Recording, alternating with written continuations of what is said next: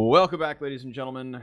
The Cyber Power Extreme Series has returned, and it's going to be a good one because we've got Rise Nation and we've got Renegades. And I thought, to be honest with you, Dust, that at first it was going to be Rise Nation versus Torqued, seeing as we had that last-minute little team swap up. But because of seedings, we have now this matchup, which is still, nonetheless, interesting. No, certainly. I think Rise Nation is one of those teams out of Mountain Dew League that's actually started to pick up some attention because they were able to get some upsets here and there in online play against some of the bigger name teams in the scene. Like, I know they knocked out Energy and CLG in that ESL 1 New York qualifier. I think they played C9 pretty deep in that bracket and wound up losing, but still, like, they knocked out some middle of the pack pro teams and best of threes in a pretty important qualifier. And they've done a couple of little things here and there as well. So they've definitely caught the attention of some people in the scene, though they did kind of get batted down recently, not being able to make it into ECS. And obviously, while they made the Mountain Dew League land, this wasn't a promotion season, so no ability for them to get into EPL yet. Yeah, and even there at the MDL LAN, right, they were still able to get into the semifinals, but ultimately fell very convincingly to Space Soldiers, who then, of course, went on to eliminate Flipside in the finals and win out the entirety of the tournament. So they've definitely at least been able to translate that recent online success to a couple more LAN showings. They've definitely kind of like risen to the top in terms of this caliber of team. But I think it's safe to say that Renegades are of a whole other beast. Yeah, Renegades is in another interesting spot themselves, though, because, I mean, they're obviously have been through some roster changes very recently. You know, they had obviously getting rid of Nexa. They brought in Jay Walkings. We all know how that went. And they brought in Naf pretty quickly after that, and they've only played a limited amount of games with him. But they're certainly a team that at times looks sharp, at times shows us a little bit of something. Obviously had a tough time at E-League Premier, didn't qualify for DreamHack Denver, got knocked out by Energy there, but they've been doing okay in EPL. And again, they're a team that certainly interests me in the sense that I think that there is some potential there to maybe be like a playoff contender in some of the North American leagues, but they've had a couple of slip-ups too. But again, I think it's about trying to figure out what to do with this lineup. I think NAF is a good piece that maybe that'll kind of help round things off firepower-wise for them. Yeah, I mean, I remember an interview with Nifty post DreamHack Atlanta, I believe, where you know, they were just about to go through all these changes with Jay-Z Walkings and Nexa, etc. And he was just saying that, you know, he mirrors the sentiment of this Australian core, which is they are one player away from having an actual top contending team. They realized that fifth slot was their weakness and that they still kind of hadn't identified the solution. And I would agree that Nafly is that guy. Since his inclusion to this lineup, I've watched multiple Renegades games, and while sometimes he just like slots in as another kind of, you know, player on their caliber, there's got games where Nafly can just single-handedly carry, as he did in Optic, right? Like, he was never one of the players that you'd look to as just pure firepower, but he'd have those one-off games. He's the X factor in my opinion. He's kind of similar to like what Nothing was for Cloud9 back in like 2015 when they had like that really stable core of like Shroud and Skadoodle, like just being super consistent. And then Nothing was kind of this wild card factor where if he went off, he put the team over the edge. And I think Naf's that kind of player. Like, he's the guy who, if he goes off, he's going to put you over the edge. But history has shown that he can usually be kind of a guy that has ups and downs, right? Like he had a little bit of streaking consistency in Optic. Like when you mentioned there when they won E-League and stuff like that, that was probably the best period of his entire career. But the rest of his career has kind of been riddled with kind of ebbs and flows of good and bad, or I would say good and average. He's never been really bad. It's just been sometimes he looks like a superstar, then other times he looks just like slightly above average. One thing that I'm coming into this game with and expecting to see in an exciting fashion is going to be op play. I think that Nifty has like a certain flair to his op ability. He gets those clips, right? I remember one particular one with you commentating from Asia Minor. The cash one. Yeah, beautiful stuff. Probably one of the best wall bangs I've seen in an official match. Like, I didn't even know that existed when we saw it live. And he had like another like wall bang on the balcony right before that, so it was like 2 in a row. It was definitely pretty cool stuff. He's definitely a guy that can be quite flashy whenever he's feeling it. And I think that you can say the exact same about a guy like Ace on the side of Rise Nation. Statistically speaking, Ace was one of the by far most successful op plays of ESCA Season 25, or the Mountain Dew League Season 25. And that was not just in the North American division, but translated statistically to the EU division. He as well would have, put up massive numbers and been in, I think, like the top 3 or top 5. Right. So like he's a very committed AWP player. And he has that flair to him. He's a very aggressive with his repeaks. His teammates try to set him into position consistently with flashbangs. He will try and work around smoke grenades, even if it's, up close and personal. He doesn't shy away from those moments. No, and we think we do have the veto up right now, or we did have it up, and we may still do. I'm not sure, but it's up. Okay, thank you, producer. But anyway, Alex, so the map pick ban pretty much went exactly as expected. There's really no curveballs on this. Like, both teams going with bans that are very common for them. Renegades picking Cobblestone, which is probably their most successful map with the core 4 of the team since Nifty's been on board, and even since NAF's been on board. Even though they've only played a handful of maps since NAF has joined, this has probably been their most successful map. And then Rise Nation picking Inferno, which is probably one of their best maps. Though I will say they're also pretty good on Cobblestone themselves. So I think Cobble is somewhat common ground in the sense that both teams are comfortable playing it. And then Inferno is certainly a map that I think that Rise Nation's going to feel pretty good about playing. Whereas Renegades doesn't even have very much experience playing Inferno with their core 4. I think they've only played it like once, period, since Nifty joined the team that I could find. So yeah, I think that this map pool shapes up to where this should be pretty good battle stages for these teams. I think these maps give both teams, good chances to perform, particularly the first map on Cobblestone. So yeah, I think this is one of those best of 3s where Rise Nation could perhaps maybe pull off something again, right? I mean, they've done it in the past against some of these same level of professional teams in the scene. But if you're Renegades, you want to start kind of asserting yourself in this scene. This is maybe a good tournament to kind of get your confidence up and get moving in the right direction. I'd say that in that regards to map veto and kind of like what's on the line here and like for potential upset, we have a very similar situation to what just unfolded with Torque versus Optic, whereby the map pools played into the strengths of what you could argue is the underdog, and it's just a bit more of a confidence booster if the expected winner can kind of close things out with a convincing 2-0. But I think it's really cool that Cobblestone is the place that we start off on, just because, again, like that is going to be a nice even ground. It can be very momentum based if Rise Nation get off to a good start. We saw Torque pick up starting pistols on both of the maps and convert those points, so like they gave us that little bit of promise. They allowed for us to kind of like hype the narrative of the potential upset, and then ultimately just Optic reasserted themselves as they should have. And I would argue that Renegades are in that exact same position, whereby no matter how things start off, when the dust starts to settle, we should watch Renegades come out. The wordplay is very strong on the scrod, and just to let you folks know, we are doing a giveaway. The link will be spammed in the Twitch chat pretty often, so just make sure you show some love to CyberPowerPC for throwing on this event. Pretty cool, $15,000 prize pool just for a couple of days of online play.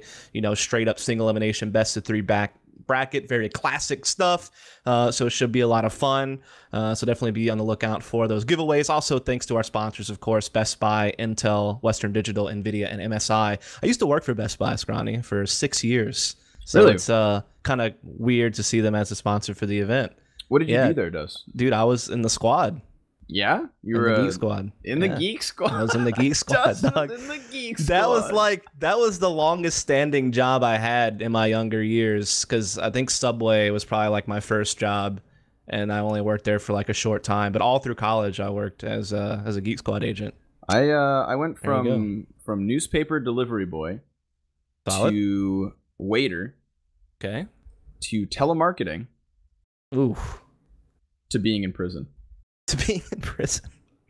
With That's Forrest? a fact. Were you in prison with Forrest? You and Forrest? No, out? I wasn't. Oh, okay. This is a Canadian That's prison. An old so meme. That goes it's a little way more back. Lax. But yeah, that's and then luckily casting came around. So yeah, I got out of jail and got my shit together. There you go, dude. There you go. But yeah, dude, I was in the squad. I didn't wear like the whole white button up and tie thing. I like wore the black polo. I was a little bit more normie in that regard. Okay. You didn't want to stand out. Yeah. You wanted to blend in. Yeah. That's good on you. For sure.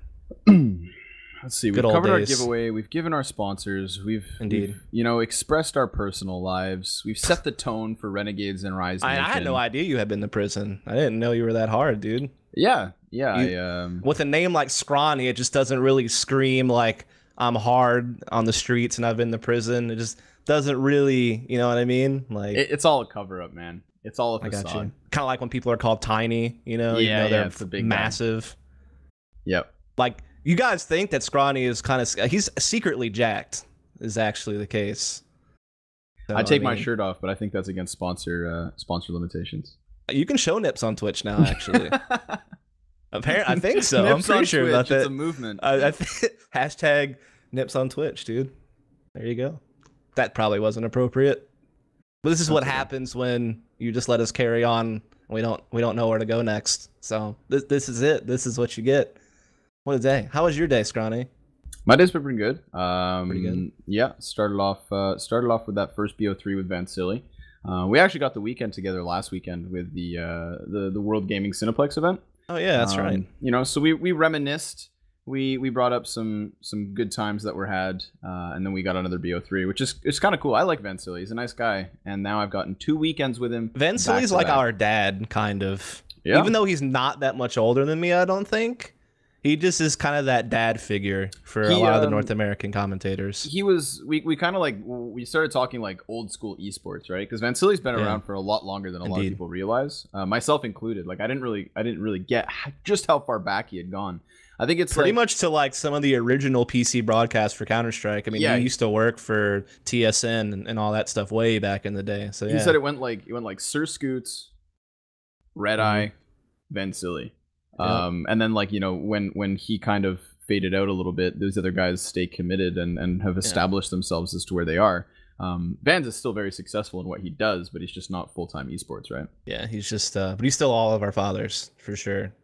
Even though he's not that much older than me, like I said, but still the father figure of North American commentary. There you go. Vans also was the reason I got my first big international event. That would have been Northern Arena Montreal, where you and I met each other in person for the first time, Dust. Indeed, that is true. That was one of the highlights of the event. Highlight of my event, anyways. Indeed. Oh, well, thank you. Went downhill after that, of course. Yeah, now we game on the side. That event was a rough one for me at the end, but you know, we all make mistakes and move on. But yeah, hopefully we'll be getting live here very soon, as we do have all 10 players in the server, but only 6 are readied up, so they're taking their dirt sweet time. So we do apologize for that. Maybe we can answer some chat questions. You want to do that? It's always a risk. It's always a little bit risky. Turn them loose. It is risky. I see it live in 40M, and I'm assuming that's supposed to be an S for seconds, because if we're going live in 40 minutes, I'm just going to go make a coffee. I don't think it's 40 minutes. I think Alex was just being facetious. What a guy. He was throwing in some sarcasm. I think he was just trying to troll us or, you know, alleviate the pressure. But no, if anybody out in Twitch chat would like to ask some questions. Wait a second. Why is Guimon? What is this? What's that? GMD's in server. Who? GMD plays for the French-Canadian team that was also competing at MDL LAN with like the likes of Subrosa, PL1, Effies, and Stronglegs. And now I see him in the server here. He's the committed opera of the French-Canadian lineup. And as far as I know, not on Rise Nation. No, I don't think so either. I'm trying to think who's missing then from Rise Nation in the server right now. Ace. No, Ace is in the server. Oh, yeah, Ace in there. My bad. Yeah, I'm not sure. Is Moose in there? I think he might be the one that... Yep, there you go. Moose is not in the server. He's actually probably one of their most consistent players, to be honest. So if he's missing, then that would certainly be a little bit rough. I mean, I know like Ace with the op is pretty flashy, but Moose, like statistically speaking, is probably their most consistent player. I don't think he's really ever gone negative overall in any event that the team's played, whereas some of the other players have had maybe like an off event here and there. Though the frag distribution for the team is usually pretty tight. Like I feel like typically they contribute about the same. So there you go.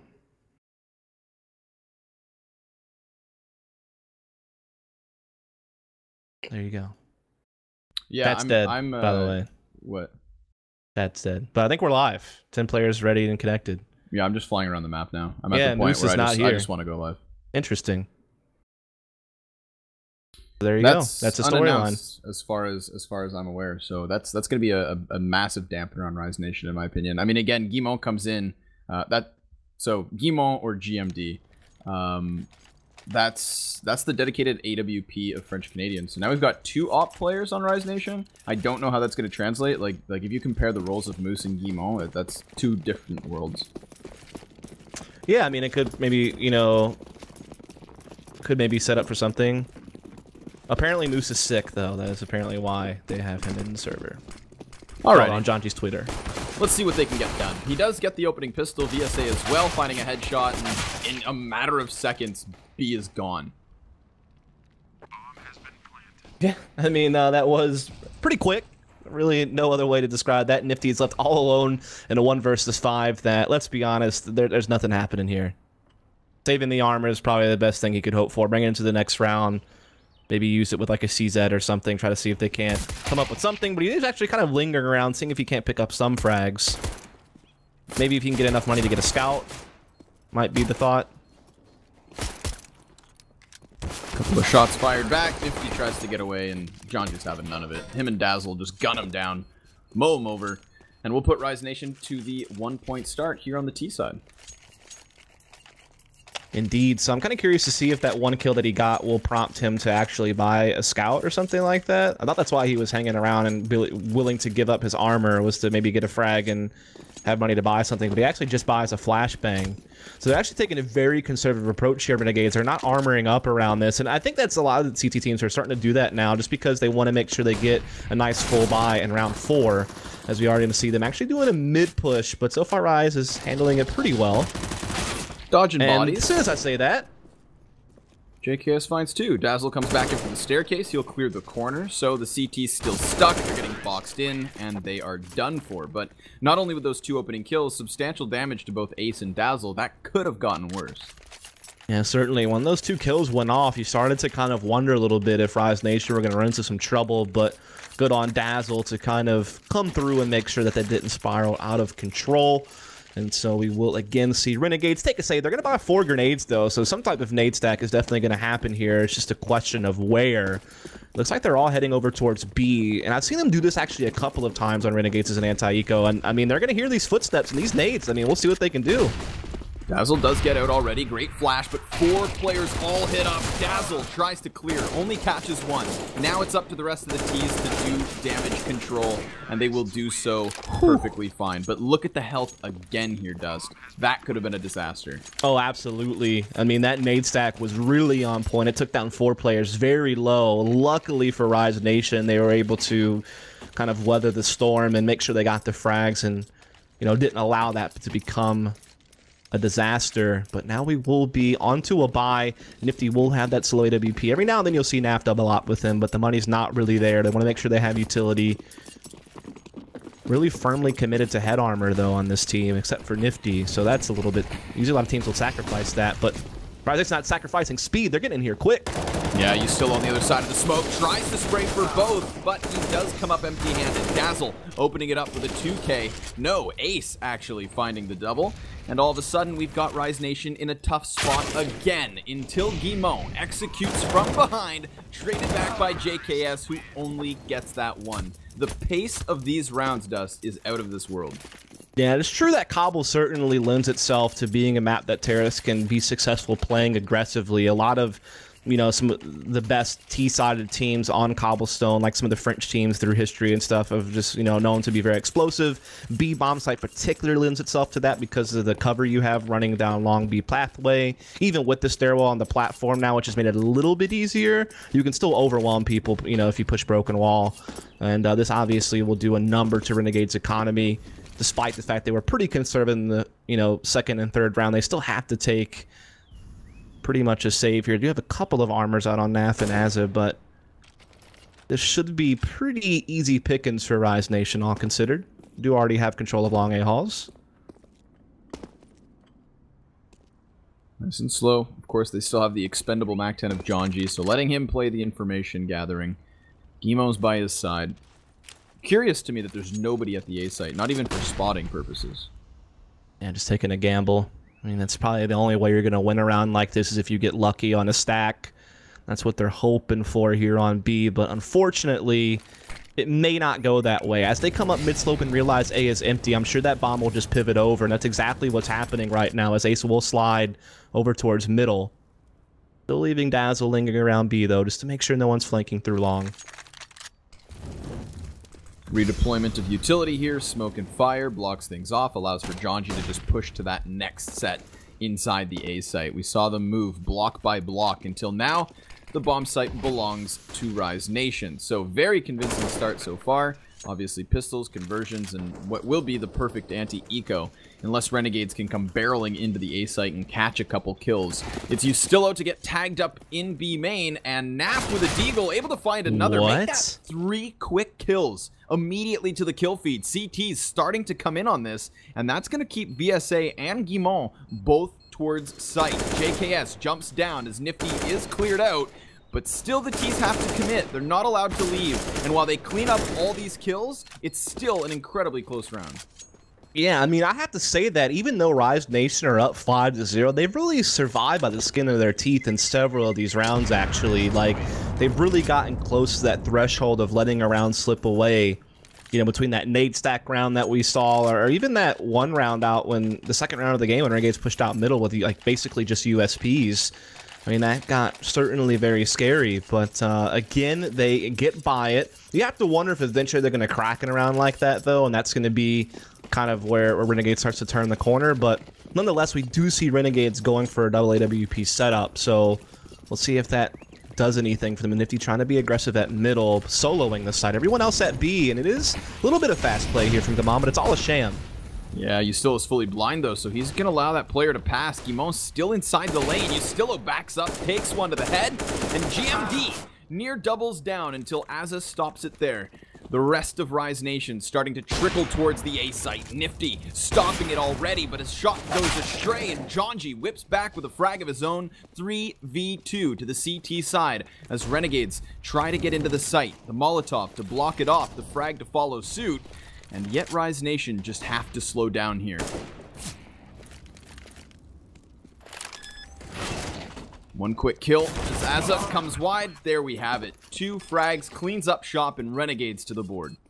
Yeah, I think that this, because GMD got sniffed out so quickly, I mean, he only got 1 frag and they didn't feel any other pressure. I think it was just kind of an easily read fake. I think they picked up on it very early at Renegades that, in fact, that it was going to be a double back to the A bomb site. I mean, even before Rise Nation got up A, they already had, you know, their anchor players still in the site, and they already had 2 in connector making their way in. So they never really got any advantage off of that initial pressure on B. Even though it's an even trade, which typically can, you know, favor terrorists, the fact that the rotation was so rapid really kind of negated that. And so it will be the first round on the board for the majority Aussie team, as we do see that double op still in play for them. Again, it's going to be some early pushing here by Rise Nation on the B platform. GMD, though, does have to backpedal just a bit. Dazzle gets smoked off as well, so line of sight has been removed. But look at this patient play from Ace all the way back towards long A, and that's exactly where JKS now looks to prize. So if he oversteps a boundary, we could find that 5v4 being found on the opposite side of the map. Smoke grenade replumes itself to the top of drop. Dazzle patiently so, but it's the opening again from Guimont, playing an entry role on this Rise Nation lineup. He's been successful multiple rounds in a row now. Yeah, he took down the AWP of NAF. I mean, that's a pretty big weapon to put out of commission in a situation like this. Ustillo trying to see if he can't get the trade back. It's a good incendiary, but the smoke will play cover, but it doesn't matter. GMD can't get out the fire. Rise Nation has taken drop down room control, though, so this opened things up just a little bit, but that's a great pop flash. That'll give Renegades the advantage going forward. Ooh, and Ace nearly catches JKS, but instead he takes out his knife. So the man advantage maintained by Renegades, but they do lose mid. And Jonji finds Azza towards connector. They could split the A site as VSA finds another frag. It's going to have to be Nifty on the A site and Ustillo to rotate over. But he's going to get pinched. Still plays patient. 15 seconds. Drops the bomb. Jonji inside the cubby. He's trying to find Ustillo. They're dueling off, but still, the bomb is the issue. Nifty is on site. takes some shots. To 30 health he goes, but he's still standing as Ustillo buys more time. Ace, no time to plant, needs the frag. Ustillo rounds the back, and the CTs pick up a round, despite losing every single player.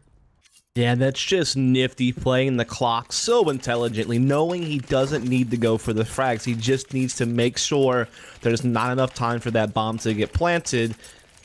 And that's exactly how Renegades pulls another one through. Their economy, though, is in a very vulnerable state right now. They've had to do a lot of rebuying because they did lose all their players in that round. You can see the repercussions. You have JKS on just a UMP. The double ops no more. And if they lose this round, they're going to have to take a lot of savings. So this could still be very dangerous as Ro8 are looking to come in fast on B.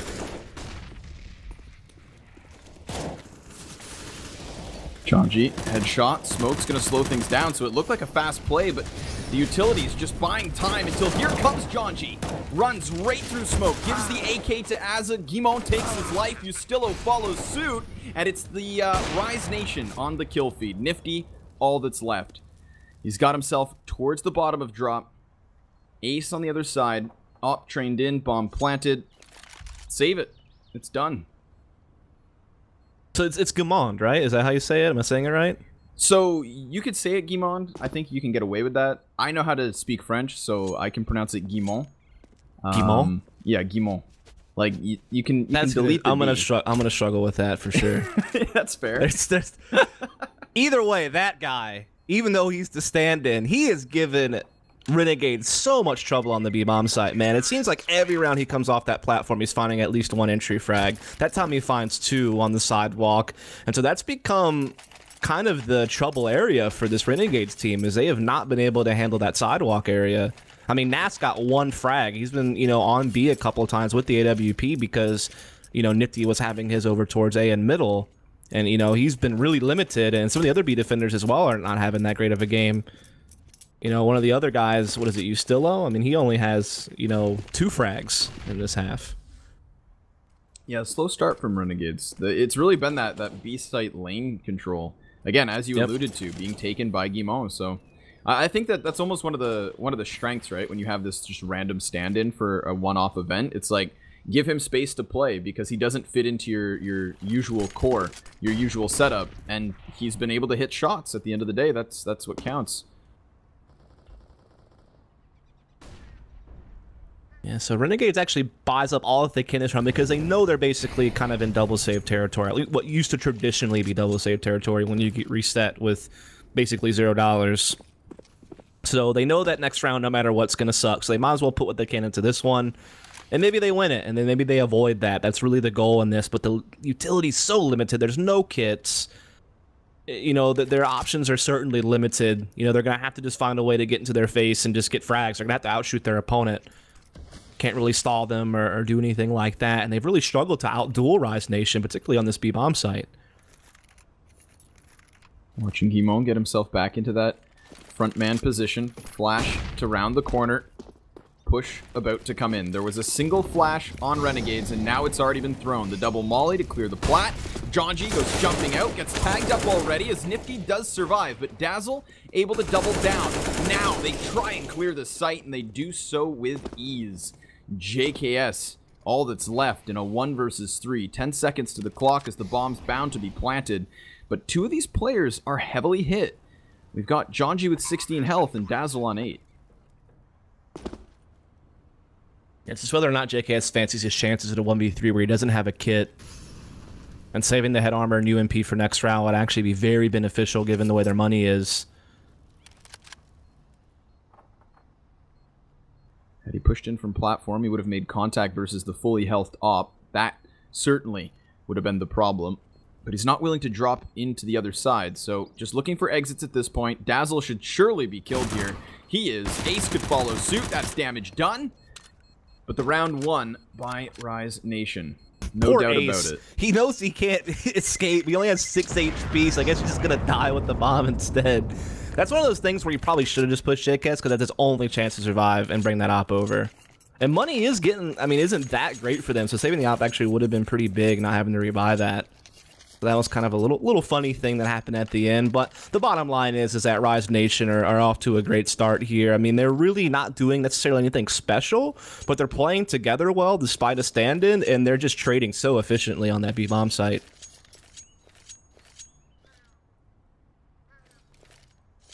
That's really just been the story of this game. I mean, we've seen, like, what, one A-site execution, and it comes in with, like, a mid-round 3 versus 3 site scenario. So it seems like the standard setup for Rise Nation has just been let Guimond go big on B. And it's happened over and over. Yeah, I mean, not only is he one of the top fraggers from the team, but I feel like his frags have also been some of the most impactful of the match. And he's a stand-in, so that's one of those, you know, situations where everything's going right. Like, you know, you think that you kind of take a hit when you lose one of your starting 5, but in reality, he's been kind of the driving force of the map. So that's like perfect scenario, basically, for a sub. We've had a couple of players from Renegades drop from the server. I think we're going to have to medic the round. I think it was some type of Steam issue or something like that that kicked them out the server. So hopefully they will get back in very soon. And we'll get this going. I think they were in a tactical timeout anyway, and then that happened. So we're going to have to see about getting things sorted out. As far as timing goes, this works out. Like you said, pause was taken. Now it's just extended. Looking at the scoreboard already, though, I mean, the clear indication here is just a lack of frags on certain players from Renegades. That's what you were alluding to, I think, is over towards that B site. We've watched Renegades struggle with simply holding back the T side, holding back with frags.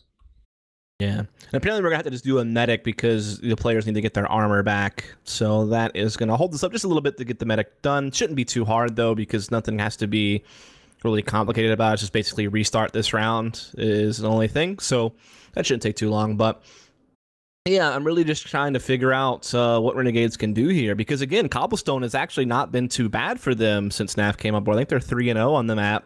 Grant, it's not a big sample size, but the core 4 have been comfortable on this map for a long time as well, and it's been one of their more successful maps within the region. And you know, I haven't really seen them struggle this hard on CT side in a while, I feel like. I think it's just a matter of, you know, individual players just not being in good shape this particular game, particularly the B defenders, right? I mean, you got 3 frags between 2 of the main guys defending B throughout this game, and that's not going to cut it. Most notably NAF. I mean, I came into this game assuming that NAF, you know, I even alluded to it, how sometimes he can just step up to that next level of play. He can be that X factor. Yeah. But I think the biggest thing is, I mean, there's been a couple of rounds where he's had the AWP in B as well, and typically an AWP on B almost always gets at least 1 before going down, just because there's good angles you can hold where you're going to catch that first person coming out on B platform, unless there's a really good flash that, you know, blinds you or knocks you back into cover or something like that. You're typically able to spot at least 1 guy off the B platform, or at least stay alive long enough to get an angle on somebody and at least pop down 1. But he's had AKs just straight up out-duel him and bully him on that side of the map. And the op is obviously a big cash investment, especially when you're doing double op. And so if you're not finding any success with your snipers, then you're kind of in for a bad time economically, and you're just not getting key frags you need. We saw that one round where, you know, we had, I believe it was the round Nifty still had his op towards the back of Chicken Coop, and he was still able to tag Jonji, talking about, you know, that initial pick, but again, it was a leg shot, so a smidgen off point, and sure enough, the entry still goes the way of Rise Nation. So you definitely have a point whereby that opportunity is there, but it's a matter of capitalizing on the opportunities, and that's where Renegades have fallen short thus far. It's not too far gone, of course. Right. Seeing as the first half is not yet over, still waiting for the match medic to mosey on through.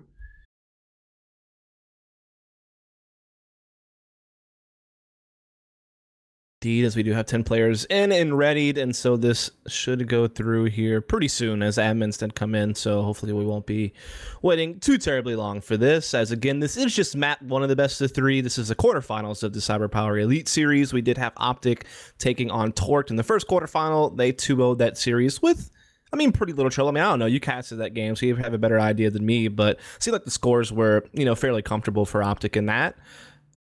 right? Yeah, so I mean, on each map we watched Torque pick up the pistol and then convert their points, right? So 3-0 start on both maps, which looked good.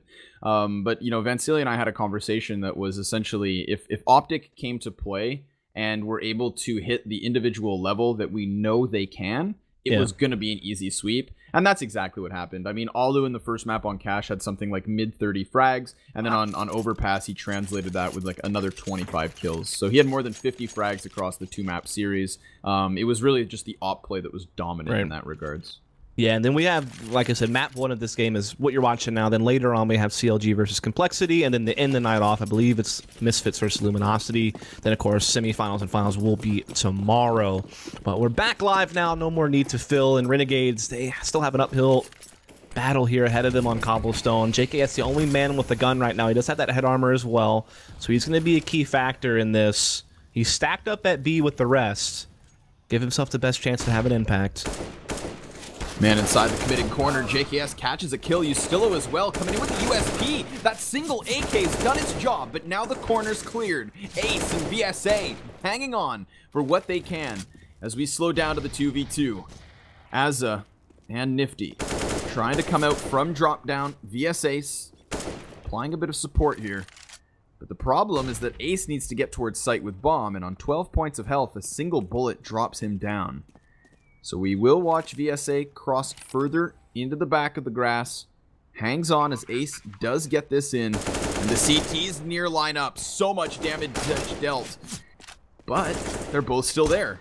Azza, now all that's left. P250 takes the first. Now he's going to close the gap. 3 shots in mag. 15 spare if need be. And he's going to crouch walk around the ledge. I like the try. I like the thought. That was definitely crafty. I'll give him that. But unfortunately, VSA sniffed him out. And, I mean, to be honest, like, we've made all this conversation about, you know, how dominant Rise Nation's been, how well they've played B on their T side, you know, some of the struggles that Renegades have had. But one of the other big storylines here, to be fair, is a lot of these rounds have come down to the wire, particularly 3 rounds where Renegades didn't have much to work with. They almost converted those 3 rounds. So this very easily could have been, you know, what, like 5-3, I guess? No, I'm dumb. 5-5. Got it. Nailed it. Nailed it. Recovery is on point. This, yeah, that's all I deserve is dead silence. Now I'm just letting you squirm a little. Yeah, absolutely. Just let that bus fall on top of me. Just suplex me into the ground. Much like that Dacia did last night. Oh, good times were had. Indeed. Rise Nation towards Long A. They've got some control to play with. Nice to see Renegades no longer having to commit to that B-site stack, right? So many times we've had 4 players start off there, but they immediately go into a 2-1-2. Azza's looking to join forces over on the A site, and we're actually going to get a boost on the other side of the smoke. So Guimond looks to pry into the site as JKS and Nifty control long. Nice play, dropping bomb, getting information and the man advantage. But Rise Nation are close enough to contest this. The Molotovs going to try to come into play as the flashbang bounces back. And things slow down yet again. 35 seconds to the clock. They need to retrieve this bomb. And the issue is that Azza's come over. Now CTs from the corner, able to catch another kill. Nifty doubles down, dazzles all that's left. In a 1v4 with 20 seconds, this round is over. Yeah, it's just one of those nightmare scenarios where the bomb goes down at, right? And there's just no chance you're back because Renegades are rotating really well. They have several players in position. They're trying to use the Molotovs to kind of use the flames as cover to try to come up and do something, cut off some vision to see if they couldn't isolate a player. But, I mean, they were just in an uphill battle that you weren't going to come back from in that round. So can Renegades keep it up, though? That's the big thing, right? You get reset here, you're in for a real bad time. Teammates already back in server, as Ustillo dropped in that one, so I thought we were going to go to another pause, but we've been saved. Now, Renegades, as you mentioned, need to convert this. We saw them convert their opening round, but they only got that 2 before finally now getting themselves back on the board. Now, it's crazy to me that after all of this success from Rise Nation, a single round goes the way of Renegades, and we see a single AK. That's all they have to work with. And that's really a testament to that conversation we just had about how this game, you know, a round ago could have easily been 5-5 because there was a lot of rebuying from Rise Nation. I mean, the last 3 rounds in a row that they won, 2 of those rounds they survived with 0 or 1 player. So that's a lot of money having to be spent. So it catches up to them. You watch Renegades go straight back into the B site stack. That was the go-to setup for the majority of this CT side. We praised Rise Nation for their ability to crack the bomb site open, but can they get it from drop? They have found the opening frag. That's Azza removed. And again, Dazzle, the single AK now lost as Ustillo chimes in with a backstab. Guimont looks to come in with a frag of his own, does get himself the gun. But can he do what Dazzle didn't? Find further space. Immediately removed by JKS, who remains inside connector. Jonji now gets his hands on the AK. Third player to pick up that gun. But we're down to the 40-second mark, and Jonji makes it work. 3v2 as Naf is tapped to 48 points of health, and VSA gets into connector. He's got the bomb. He could immediately run towards the A site. It's open for the taking because Nifty's down in the bottom of mid. He's spotting towards the door, but nobody's watching Balk.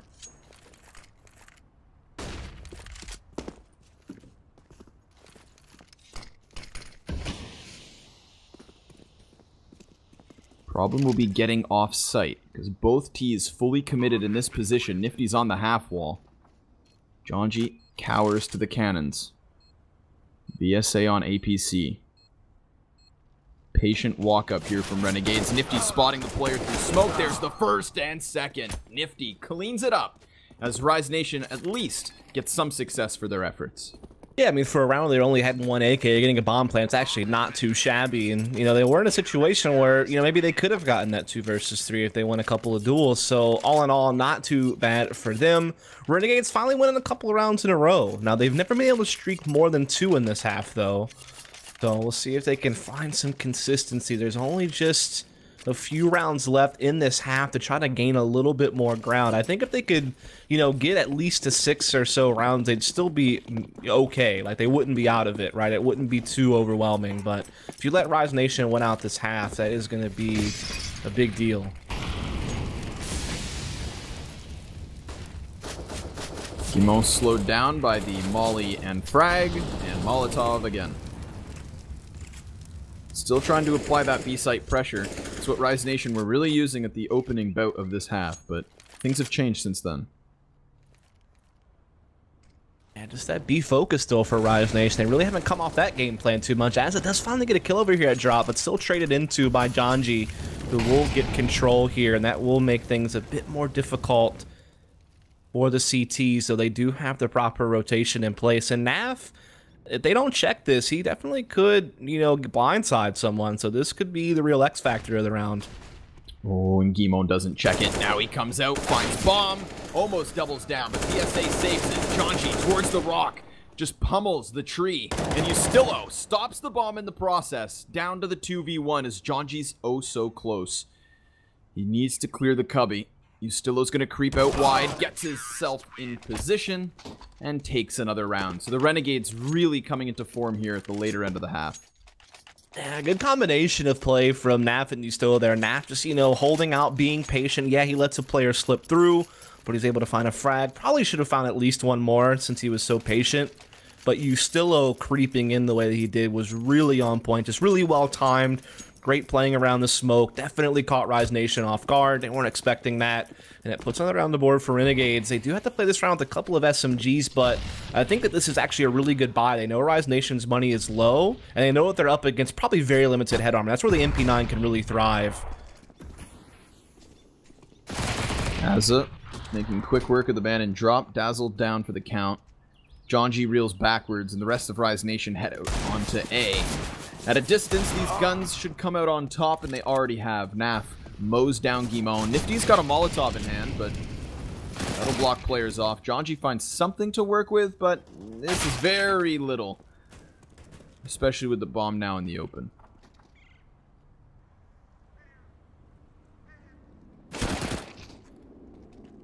Okay, 7 shots left. Oh, could have got another. Azza's had enough, though. Gets himself the AK. All the rifles move forward. It's just the SMGs tossed to the wayside, which is no big deal. One last round here for Renegades, and honestly, with the way this half started, they've gotten themselves into a great spot.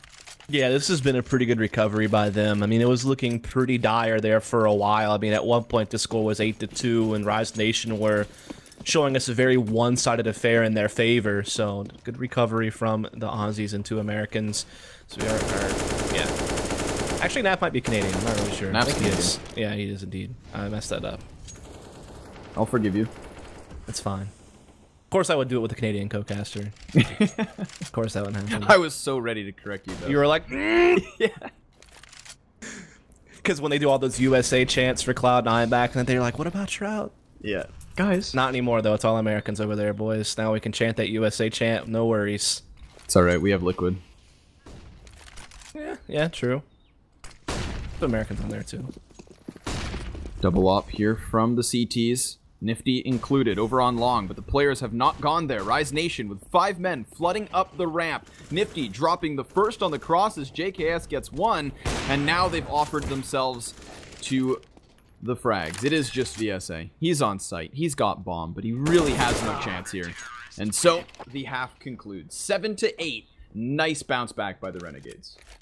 Yeah, really well done. I think that they just were individually starting to do a little bit better. I think Azza was like starting out pretty quiet. He actually really came out on top a little bit later on. Azza was pretty kill. Even Ustillo, who was very quiet. We talked about at one point he only had like 1 or 2 kills. Even though he still wound up ending the half with very few kills, he had like 1 really big impact round on how he sneaked around that smoke. And so yeah, just a couple people kind of really woke up for the team. I think Azza was like one of the big driving forces behind it, really. But nonetheless, looking at this half 8-7, when you consider the way things started, Renegades should feel pretty happy about the recovery. Yeah, we'll see if they can conclude this map with the win once we come back from the halftime break. So stay tuned, guys. You're watching the CyberPowerPC Extreme Gaming Series. We'll have a minute break, word from our sponsors, and we'll be back with the next half.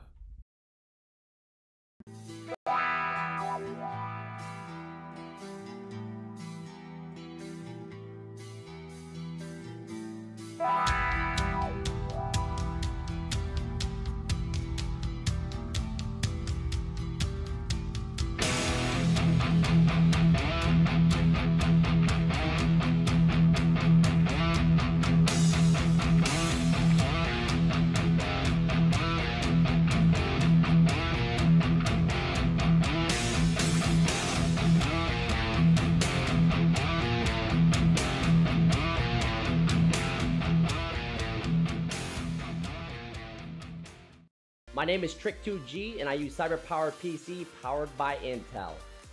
Let's go!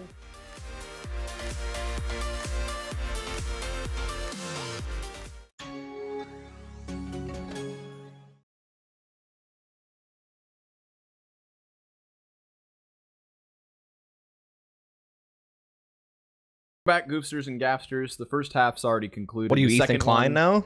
Yeah, working Okay. on it. You need more FUPA. Yeah, the gains aren't real enough just yet. The FUPA gains. So Rise Nation 1-point lead. If you're coming in just now, you're thinking, oh, great half for Rise Nation. But if you guys did get the chance to catch the end of that half, well, you already know it was certainly Renegades on the upcome. Indeed. And so be curious to see if Renegades can keep the momentum rolling into their T side. Again, they're usually pretty good on it. Usually pretty comfortable team. They're doing pretty standard pistol round. I see a lot of teams do this, just like 3 waiting for aggression from CT side, which they're going to get, by the way, but they need to win the fights, and they are starting to do that. Ooh, Dazzle gets himself into B main, offered an opportunity, but then blasted to smithereens. So Guimont, all that's left over at this point. He doesn't even know where to go. Here's some footsteps inside the drop room, maybe duels off versus window, but that, to me, that's such a dirty pistol play from Renegades. The 3-man stack on long A when you just hide in that cubby and you wait for the aggression from the CT side, because you know that at least one person will generally flank, if, of course, they don't see anyone. And when you hide like cowards, that's exactly what happens. But it works out, so congrats to Renegades. They've got themselves more momentum.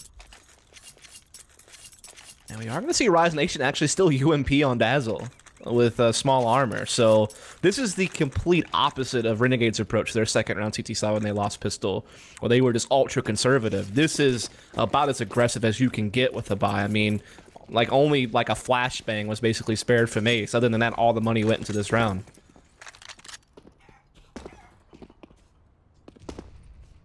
Hump on Dazzle. He's going to be the playmaker. Where's he at? Other side of A? Okay, hoping for that lower trickle in. But it's a nice spread from Renegades. And they've kind of just slotted Naf into Nex's old role, playing off the B platform. Same thing Jay Walkings was doing for a limited time, as always a drop player. And drop's going to be a big focus for Renegades throughout their T side. They always like to, even sometimes do like double drop play. They really love to make sure they have control of that. But that'll be for later, as right now they're just trying to clear out the map. They did spot VSA in A halls, but he'll be able to backpedal.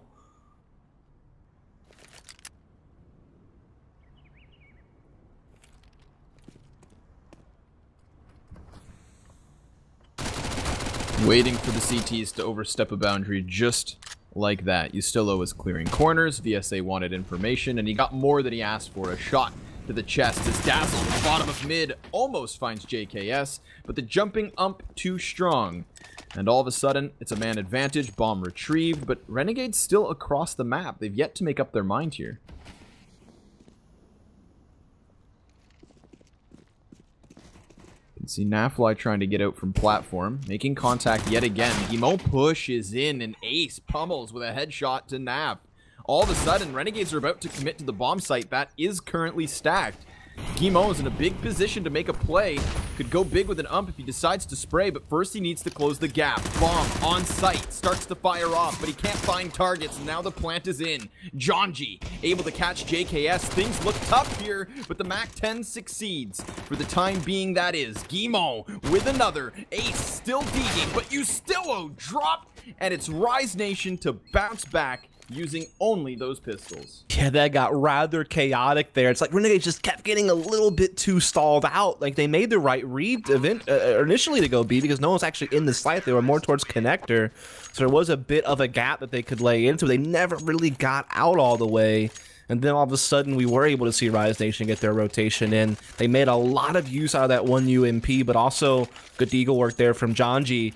And so that's a tough pill to swallow if you're Renegades. You finally were starting to recover in this game, and right as soon as you tie things up, Rise Nation take the lead back and force you into a reset, which we do see Renegades won't buy too deeply into. They still have money because of the bomb plant to buy in the next round, so they're just going to save up for that. But still just play it pretty default. Just let Naf see what he can do with this deagle on the platform. Tags up Guimont, but Ace will find him as he pushes further wide. Ace doubling down now. So 2 quick kills leaves Renegades worse for wear. They're just going to try to group themselves up, I assume, and flood into the A site. Nifty about to find contact with VSA, tagged up to 80. Frag won't take him, and JKS actually finds the kill, so 1 HP. He survives after that. The M4 at a distance pummels these T's, and there we go. Double digits secured by Rise Nation. Yeah, pretty comfortable round win from them, but that's because Renegades were saving up for this moment. They will have full AKs across the board, full utility as well. They themselves have a lot of different BXQs they like to run with, like heavy smoke walls and lots of flashes, and they have plenty of that in this round. Again, I have to imagine that, you know, drop down room is going to be a focus for them. Usually you see like Ustillo and Azza kind of doubling up on that, taking control together and being kind of a duo to swing out of it. But it looks like this round they just want to really focus on long B. They have Ustillo leading the way, JKS lurking mid per usual, so pretty typical stuff here for Renegades, but they're being pretty patient about it. They're not doing that fast explosion like Rise Nation. They're taking a bit more time with how they're setting their play up.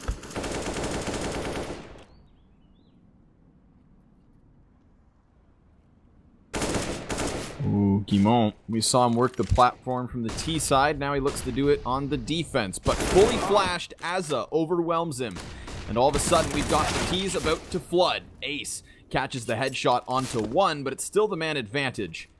Able to jump back to the other side of the door as JKS still sits above, making contact and confirming he's still here. VSA, meanwhile, pinned in. Not long for this round as it's now the double man advantage and the entirety of the T side on site. which means that Renegades have won this fight and are in a prime position to close it out.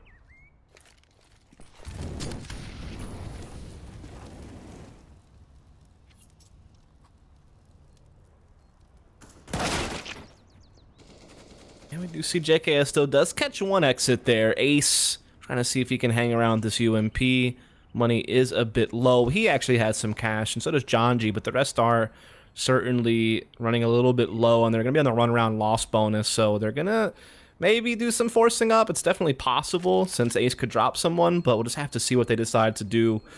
As, I mean, that was just a good play from Renegades when they pulled Azza off a drop to add some more weight to their long B push, and, I mean, he got some key entries, so just good fighting there from Renegades.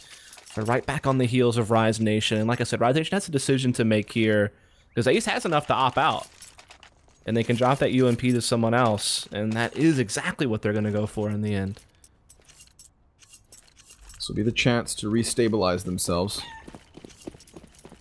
An immediate reset versus Renegades could put them in a really tough spot as well.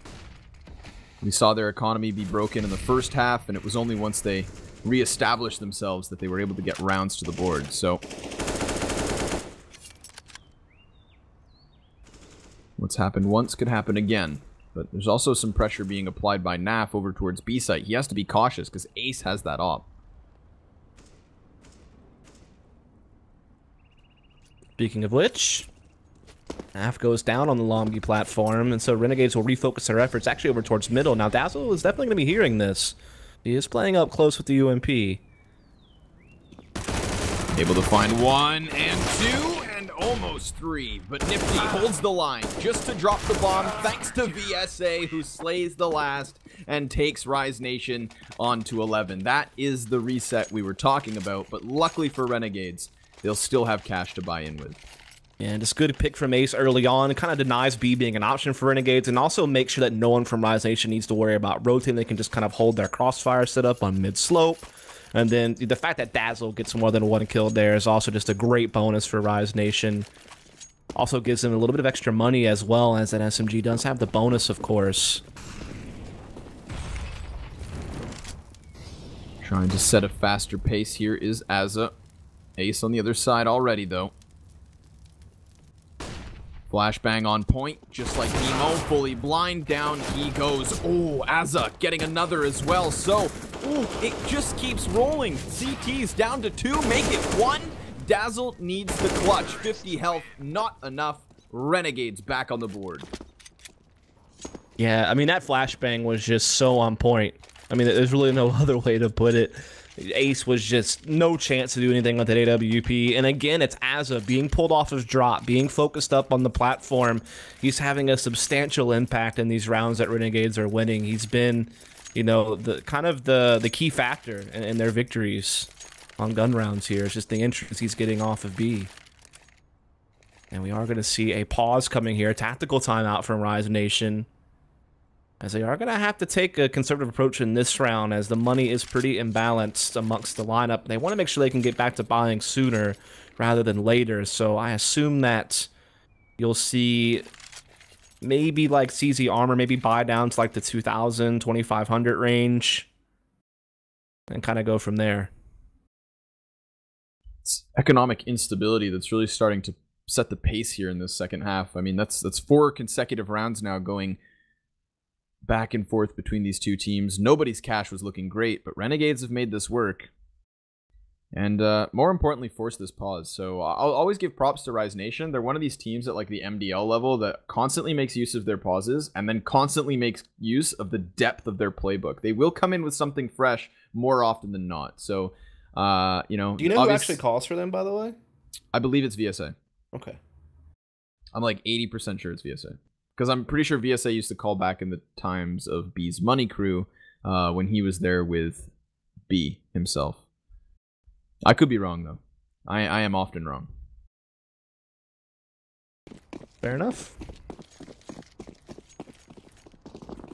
As we are going to get live into round number 22. Looks like we are going to see a bit of a stack over here in A-Halls by Rise Nation. They do have a player boosted up as well. So just trying to throw something gimmicky on this side of the map. See if they can't spring a trap and catch them with it. They also went for a counter boost by the drop room, but Azza does sniff it out. Though he does a lot of damage, actually. Azza and Ustillo are pretty low on HP after all of that ruckus. Won't really matter, though, as B has been taken. There's really no one here to contest. No, this round's already done for. Rise Nation, they take their gamble. So, again, coming in with something fresh, trying something new. And unfortunately for them, it's just not what they needed in that moment. It was really the B-site defense, the B-site gamble. And so they're left pretty empty-handed. 3 players up. 2 players on Renegades pretty heavily hit, so maybe they get some cleanup kills. That would be the silver lining here. Azza's so aware of the massive flank, though, so down goes John G. Ace has been spotted. This one's for the books. It's done, Dust. Indeed it is. Some might say it's done and dusted, Ronnie. Oh, hey. In fact, it would be you who said that not that long ago. So we're all tied up now. Money is back out there for Rise Nation, though it is still limited, obviously. The SAU MPing John G with the gun I hate the most in this game, to be honest. Which one? The FAMAS. I'm just not a fan. I mean, I do just suck, but I mean... It can't be as bad I as the Galil. especially suck with that gun. I actually prefer the Galil over the FAMAS. Ugh. I know.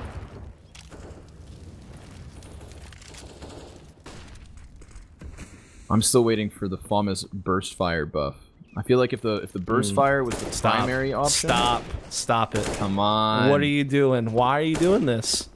Just giving Valve ideas. I mean, they're already trying to get dualies back in play. I don't know if the price buff will actually do that, but... If we have stat don't give them any ideas. Kits, somebody we can have tweeted this the other fires. day. It was Frost Carey. Used to, you know, be a coach for Misfits guys. Yeah. He's like, why don't we put like a mini 14 type gun in Counter-Strike? Almost lost it.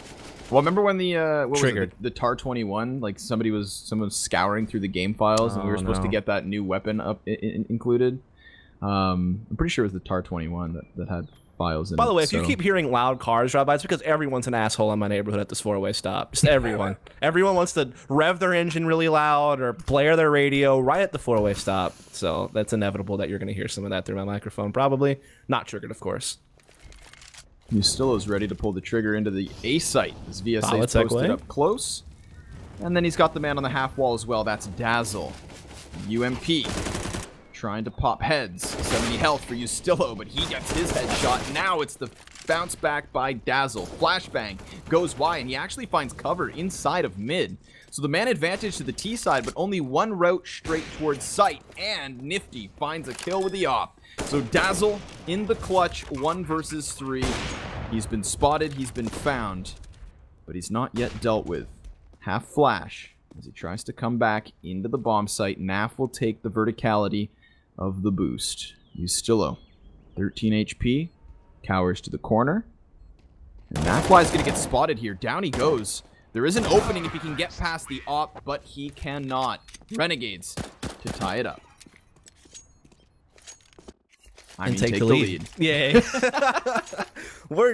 We all suck at math right now and calculating. That is where we're at right now. But yeah, Renegades will take the lead. This is actually, I think this might be the first time they've had the lead all game.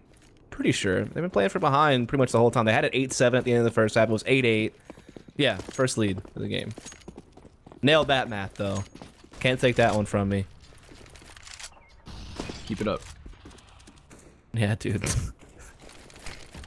Renegades going to be applying pressure towards lower A yet again. JKS with a smoke and flash. Saw the little Virtus Pro lineup here from Rise Nation. Yet again, when we find Rise Nation in a round with just pistols, they opt to go in for that A site control. Just pure stacking it, leaving B for the taking. And last time, it didn't work out for them because Renegades sniffed out the open site. And they look to do it yet again here. While Ace finds the kill and grabs himself the gun, it's the B site that crumbles beneath them. Yeah, now Az's even connector, basically cutting off their rotation. And already found 1 kill. Playing up close on the door, probably finds another one here. Unless he gets spammed through the door, but looking to farm that cash.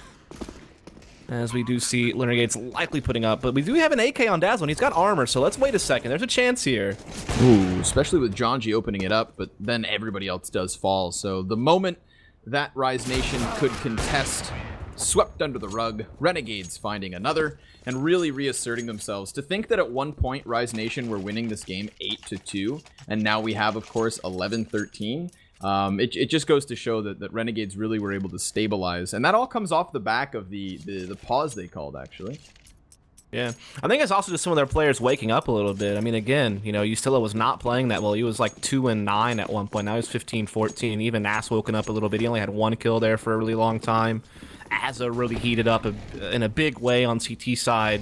He was their leader at the half, and he's had some really big impact rounds with entering here on the T side. He won them basically their first couple of gun rounds this half, like with solo efforts. So that all does factor in as Naf is creeping out B platform. He was checking Gamon's position a little bit there. Jiggle peeking Ace, trying to bait that op shot. Ace is not giving it to him.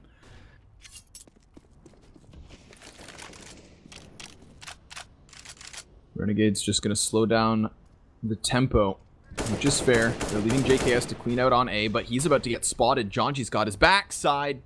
Excuse me, Dazzle instead, the second op, able to pick up the opening kill.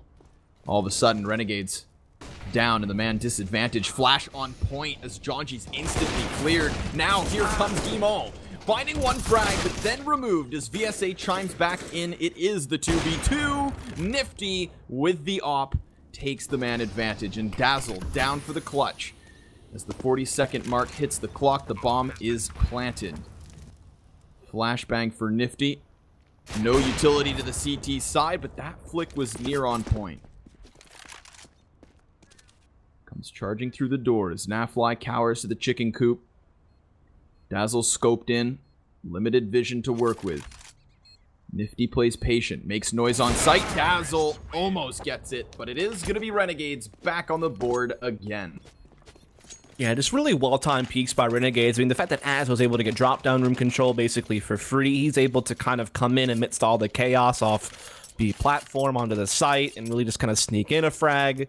And so, just like Rise Nation, Renegades are able to really pick apart this B-bomb site, but in a different way. I feel like Rise Nation was just more like in-your-face, rapid attack, overly aggressive, and just clean kills. This from Renegades has been a bit more based on timing, I feel like. Just the way they peak together has been really huge. And they do it in a little bit more of like a slower pace, kind of calculated fashion. Nonetheless, it's still the same effect, as they are just a couple away from securing this first map, and the fact that Rise Nation has so little to work with in this round is really going to help them along the map point. Again, a bit of a stack towards A from Rise Nation. This time just 3, but they had that boost in play. That could certainly put a damper on Renegades if they don't clear that. Seems like finally this A long control from Rise Nation might work out, but they're going to need these kills. Jonji able to find the first, and Dazzle takes the next. So, Renegades down to the man disadvantage will put Azza quickly up the ramp. He smokes off the connector door, and his teammates head towards B. Azza spotted from below, tagged up slightly, but he slays VSA. Now, towards the opposite side, Guimont dropping bodies. And Azza has to clutch up close versus Dazzle. Goes down, and Rise Nation out of nowhere are back on this board. Yeah, again, it's just that boost play in long A does catch Renegades off guard. They were pretty well split up. They were just putting 2 towards A halls to get control. The rest of the players are kind of more focused towards B, so kind of a standard default type thing, but it's just the A players got caught. And then Gamon, you know, with that UMP, just defending that broken wall. Because the response to Renegades was, okay, they've been stacking a lot on these types of rounds. We've spotted a couple long A. Let's just hit B. It's probably open again, as it's always been. It wasn't that time. Great work from Rise Nation to stay alive. Oh, really fast pace being set by the Renegades as they already charge out into the crosshair of Ace. Ustillo trying to get by here, applying pressure, 9 points of health, and JKS burns him out. Bomb on site, and smokes to cover cross, but Dazzle just charging in.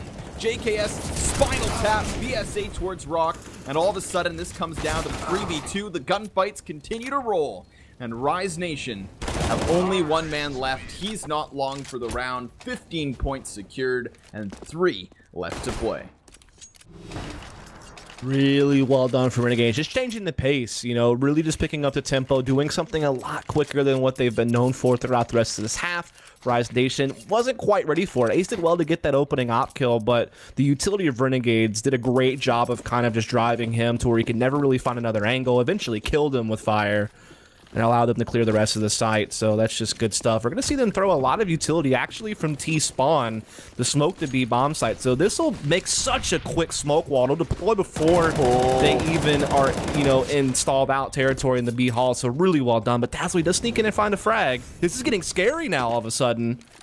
Sick pinch, John G, no scope, and he follows suit. Oh my Great goodness. round from Rise Nation. Dazzle gets quick boosted inside of drop, instant fall down on long, only able to get one there, but then John G comes up. That was huge. Oh my goodness, that was such a crazy wrench into the round, because I was just kind of praising Renegades because throwing those smokes from spawn means you don't have to sit in B halls and set them up and, you know, stall out and give your opponent a chance to rotate, or give your opponent a chance to, you know, throw some nades down, or push you while you have a nade in your hand. And yet there's just that counter boost from Dazzle just really caught them off, and then John G's push was so calculated. It was just such a hard counter to what Renegades was doing in that round. They didn't even know it. Of course, Renegades still coming in with cash to buy in, but that's everything on the line right here and now. If Rise Nation can get this point, then the 30th round should be a breeze. It'll certainly be easier than this one could be. We got the double op setup back on Rise Nation. No cannon in the hands of Renegades. That round just now changes everything.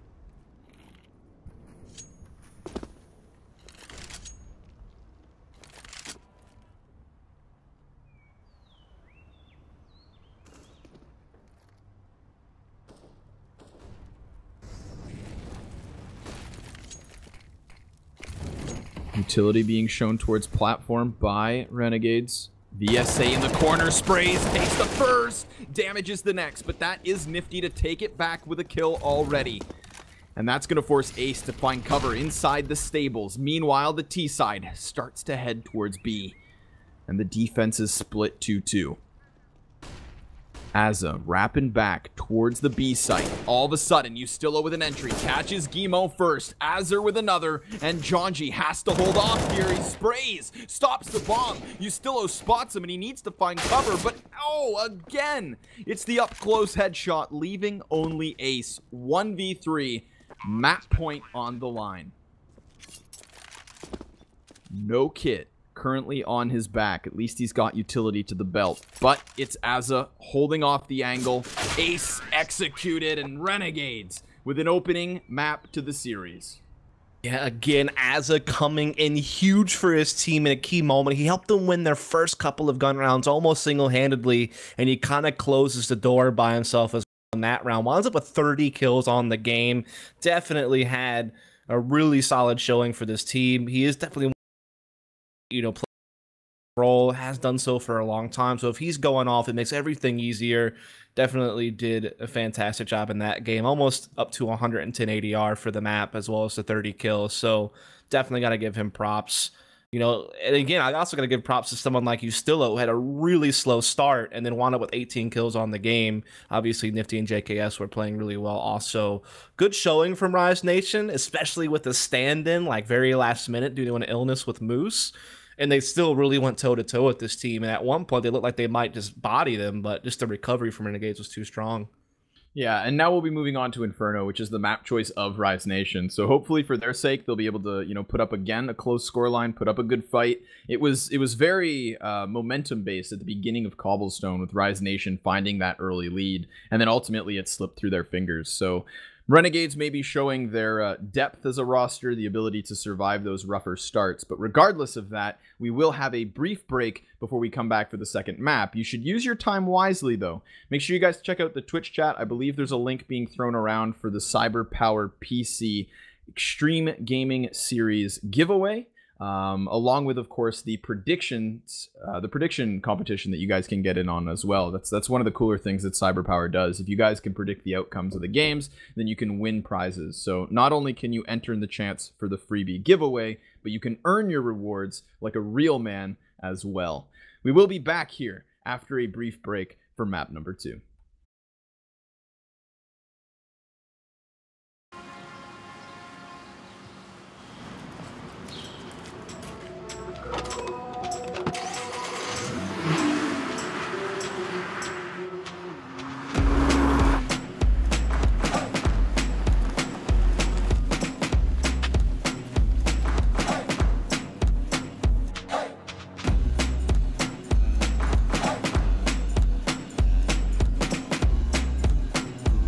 Gaming is demanding, and streaming even more so.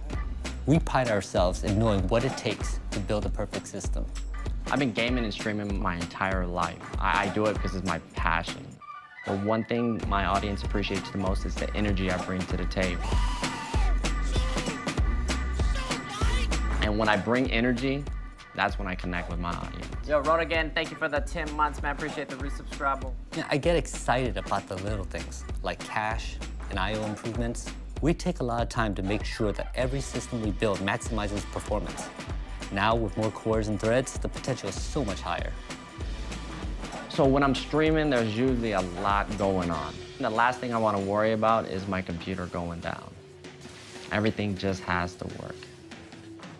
With more PCI lanes, we get a ton of headroom for graphics cards and SSDs.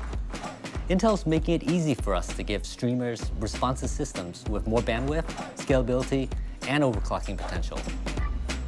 To stay competitive, I gotta grind, I gotta stay sharp. Gaming is going to be around forever, and we're always going to be there. We're always practicing and pushing until it's perfect.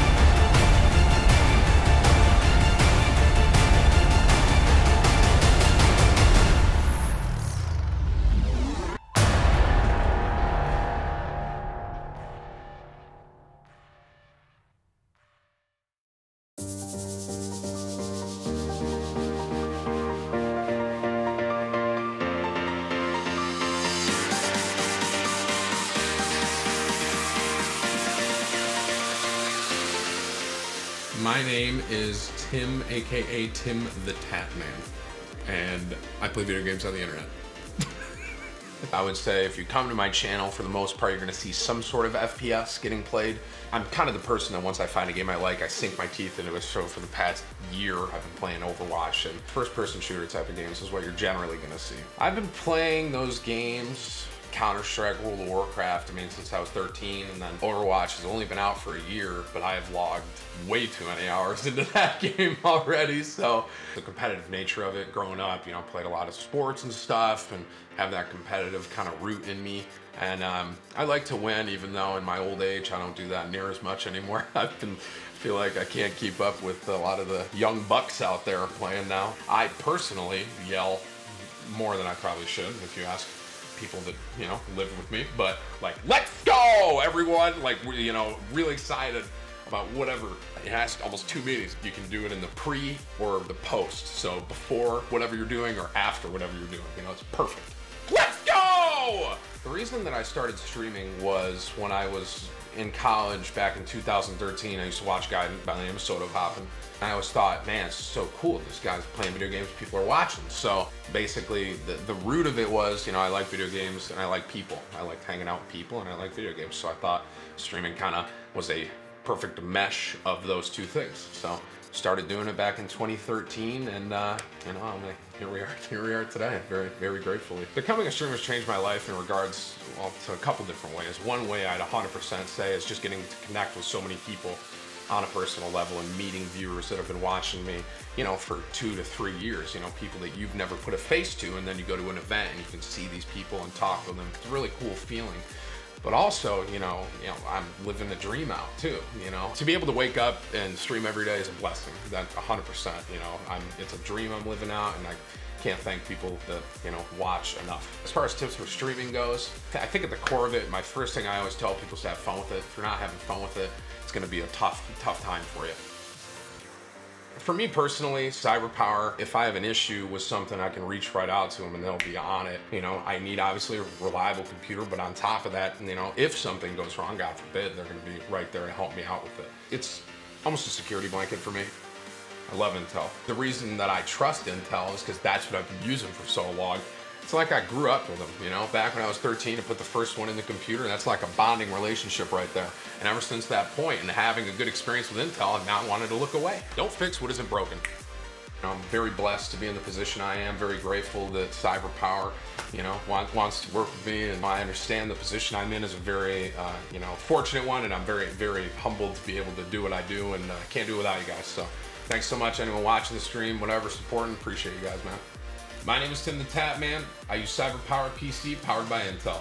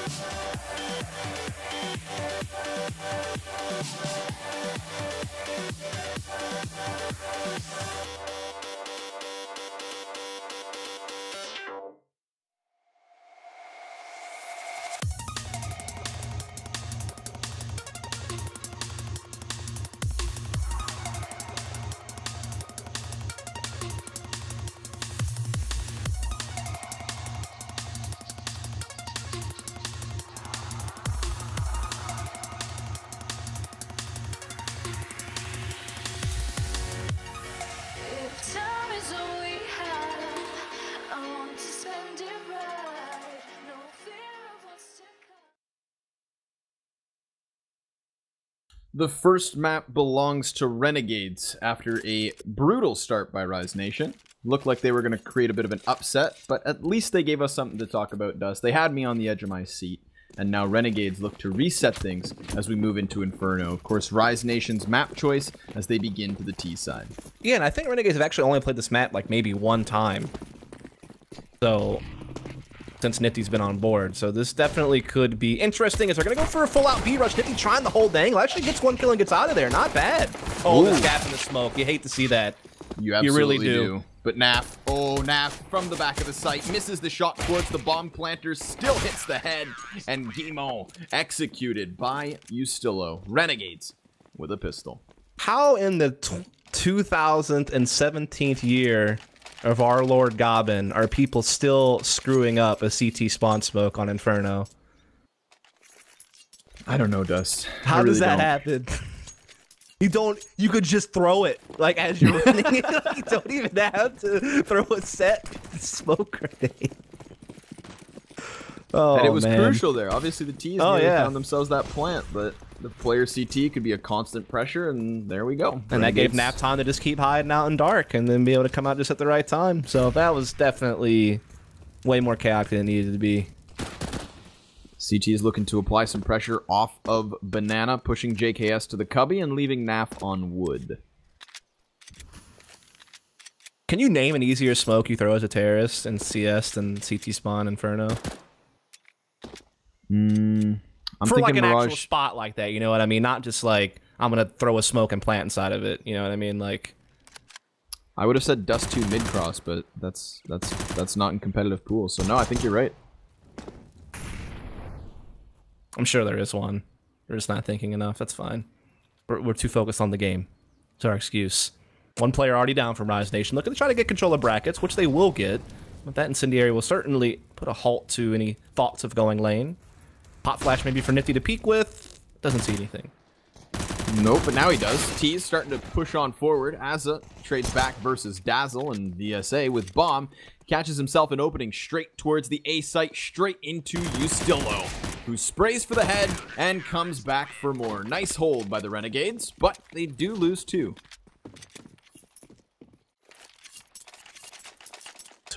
We do see Renegades just kind of taking care of business in these first 3 rounds, right? They win pistol, they weather the storm of any type of force buy shenanigans in the second round, and now they should be able to put these SMGs to work to farm even more cash and prepare for round 4, as it is going to be mostly Glocks here from Rise Nation. You have a couple of P250s, but the Glocks now up close. I mean, they are a bit buffed, but oh my goodness, Renegades are just going to run them down at middle.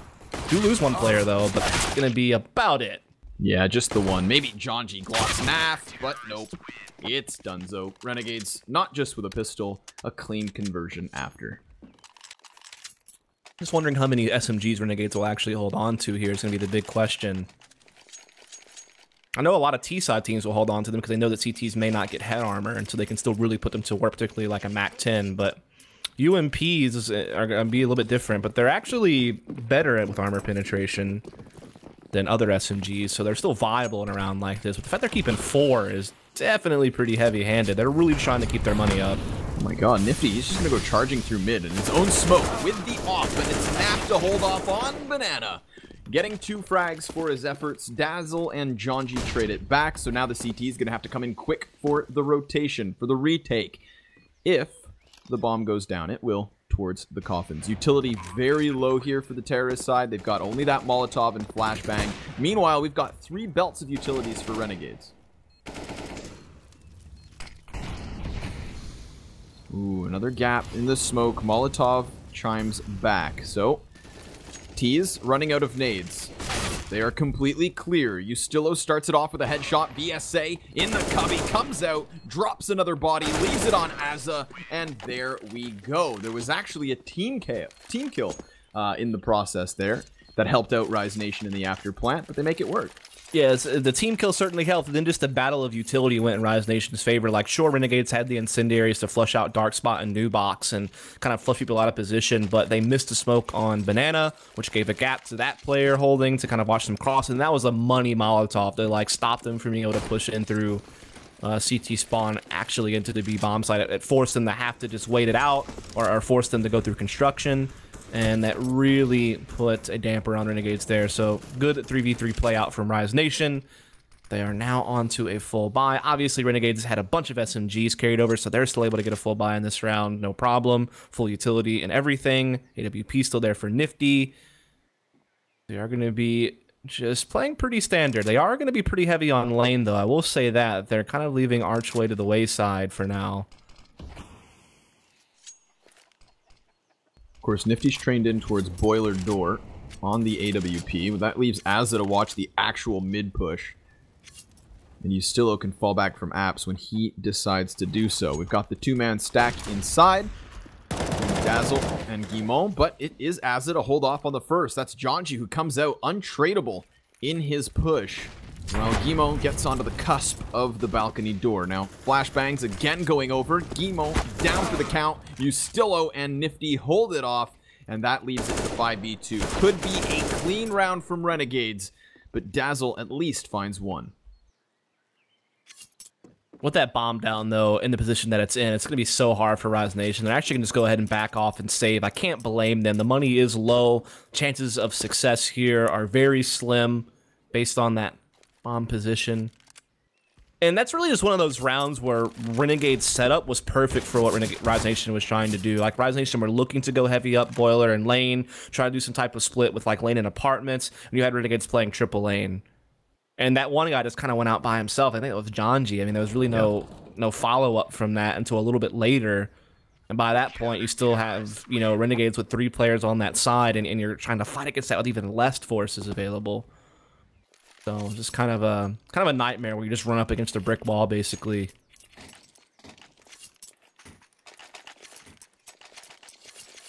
Buyback here from Rise Nation. They're going to put it all on the line, and it doesn't get them all too much. Luckily, Ace drops the ump. That belongs to VSA, the AK for Dazzle, and hey, Guimont gets one as well. So, you know what? I take that back. This is a better buy than not. But it is still going to be the fully equipped Renegades on the other side.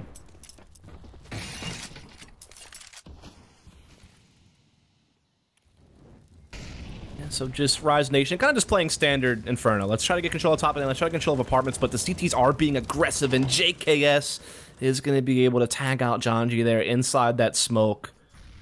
That's going to make them at a disadvantage here as they're going to try to still work out a balcony. Dazzle's vision removed, thanks to the smoke of Ustillo. Exact same setup from Renegades as in the previous round over towards this A site. Still no presence on Arch. However, the smoke fades before Rise Nation start to play into mid. Dazzle still being patient. Nifty opens up. BSA next to fall. That's the bomb included. Molotov to cover, and oh my god, Renegades. Clean sweep here in the 6th round. I feel like Rise Nation should have been able to read that round a little bit better. I mean, the trajectory of those grenades should have told them a lot. Like, the way that smoke banked into balcony, you have to know someone's on balcony that threw that smoke. There's no other way that smoke could have came in that way. And then when you also see an incendiary thrown inside Boiler, you have to start considering that triple lane setup's happening again. They just seem to play into it once more. I mean, the first time can be forgiven. They didn't really know. They didn't really have that information. That round, I feel like they did have a bit of information and didn't play off of it as well as they could have. And now they are going to be just onto a save, just some P250s, and it seems like Renegades are having little trouble mopping this round up. Dazzle up close. He'll get Azza at least. But he actually doesn't get the AK. Now Ustillo is just going to come walking in, trying to play gun control. Will be pushed at. Dazzle being boxed in now. All the CTs surround him. He gets himself the gun, so maybe finds another. No, he dies.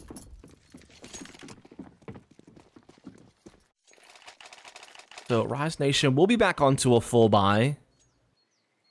Struggling on the frag count right now. Janji and Guimont only with a kill apiece, and Aces 0-6 right now. So hopefully they can step up a bit. They were playing much better on Cobblestone. And again, this is their map pick where they theoretically have more familiarity with the map as a team.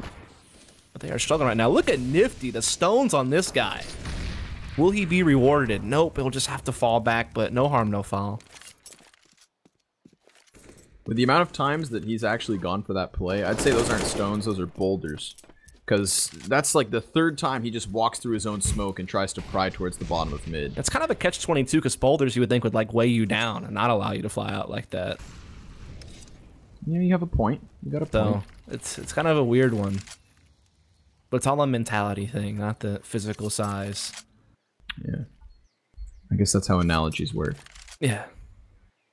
Dazzle inside the apps. You still out towards the balk yet again. Identical setup, Dust. How many times are Rise Nation going to walk into this and not succeed? Please tell me they'll wrap Arch this time.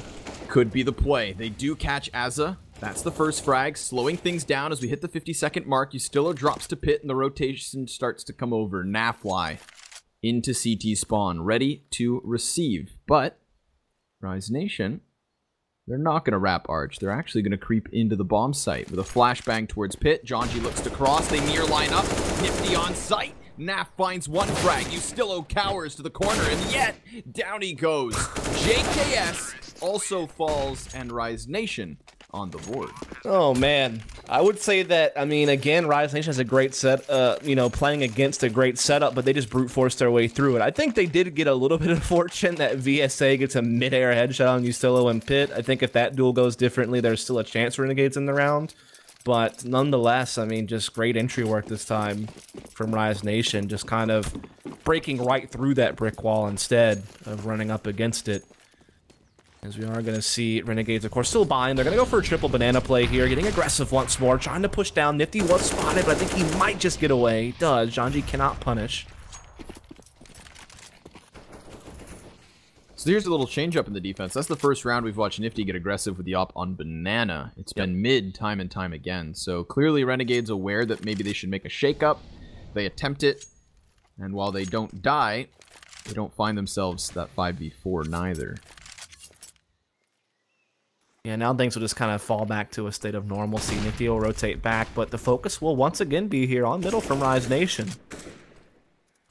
Nifty very close to smoke again. Holding it off. Emo peeks in, the shot goes wide. He can't get around the corner, but he can get a kill.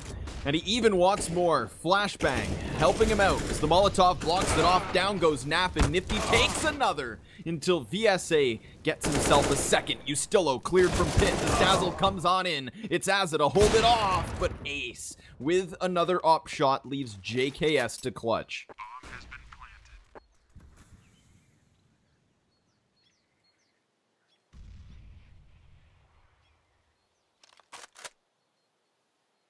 Does he go for it for real? I thought he'd save, but he's thinking about it. 1v2 does have a kit. An incendiary as well, made to flush someone out of position. Spotted that barrel. I mean, that was actually shaping up nicely. He did spot the barrel in sight, so he knew he just needed to find that 1v1. Just doesn't win that duel off balcony into pit. So that round will still go to Rise Nation in the end. There we go, able to convert the points, so it's not that immediate reset as seen in round number 4. This is the opportunity Rise Nation had been hoping for, because immediately now Renegades are back down to pistols. However, nice chunk of utility to play with.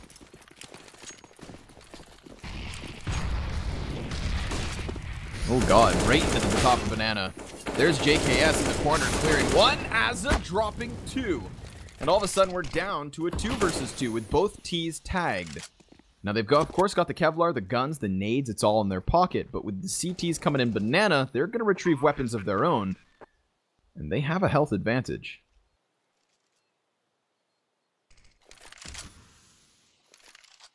Look at all the weapons they've retrieved. Utility on top of it. Icing on the cake. Smoke on the bomb. And Ace able to open up already. Waiting for the repeak is Nifty. And he doesn't connect. It's Ace to tag him up. 3 points of health as he starts to push. VSA to the back of Quad. There we go. They hold as Rise Nation find another. Indeed they do. That was a little bit of a struggle though, right? I mean, Renegades certainly were threatening with that 2v2, especially with the guns and utility that they picked up, but a great op shot comes in from the dark corner, and that really helps things unfold nicely for Rise Nation. So they've had a really good recovery. I mean, they were down 6-1 at one point.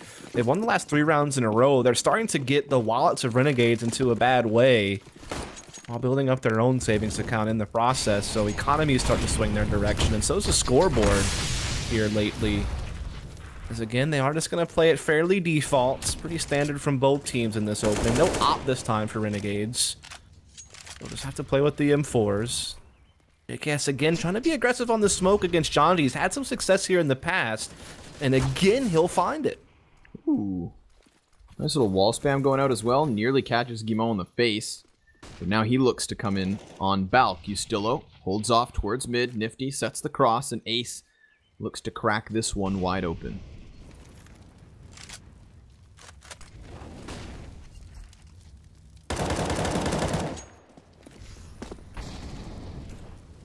So Nifty trying to get a little bit aggressive there at middle with that flash. It actually falls back. Now they have a 5-on-3, and now it's piling on, as it does find Gabon as well. So this should be in the books of Renegades. Should be in the keyword. We'll see what they can do with this 45 seconds. Could just commit to the bout play. Try and overwhelm on Pit. Nope. They're done. Duck Tesla. Oh. Oh. That's an old meme. That is a very old meme.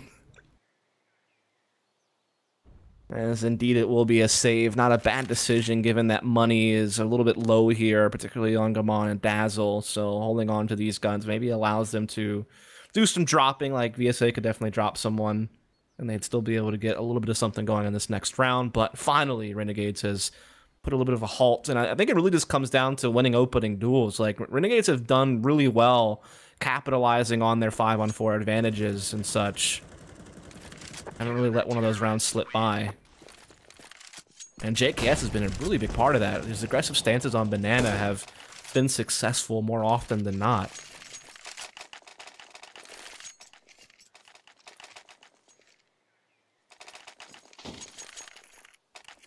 Now, earlier on, we watched Rise Nation get reset. That was in the 4th round. Here's their chance to do it the other way and really close out that gap. Got everything they could ask for, but that could be said on both sides.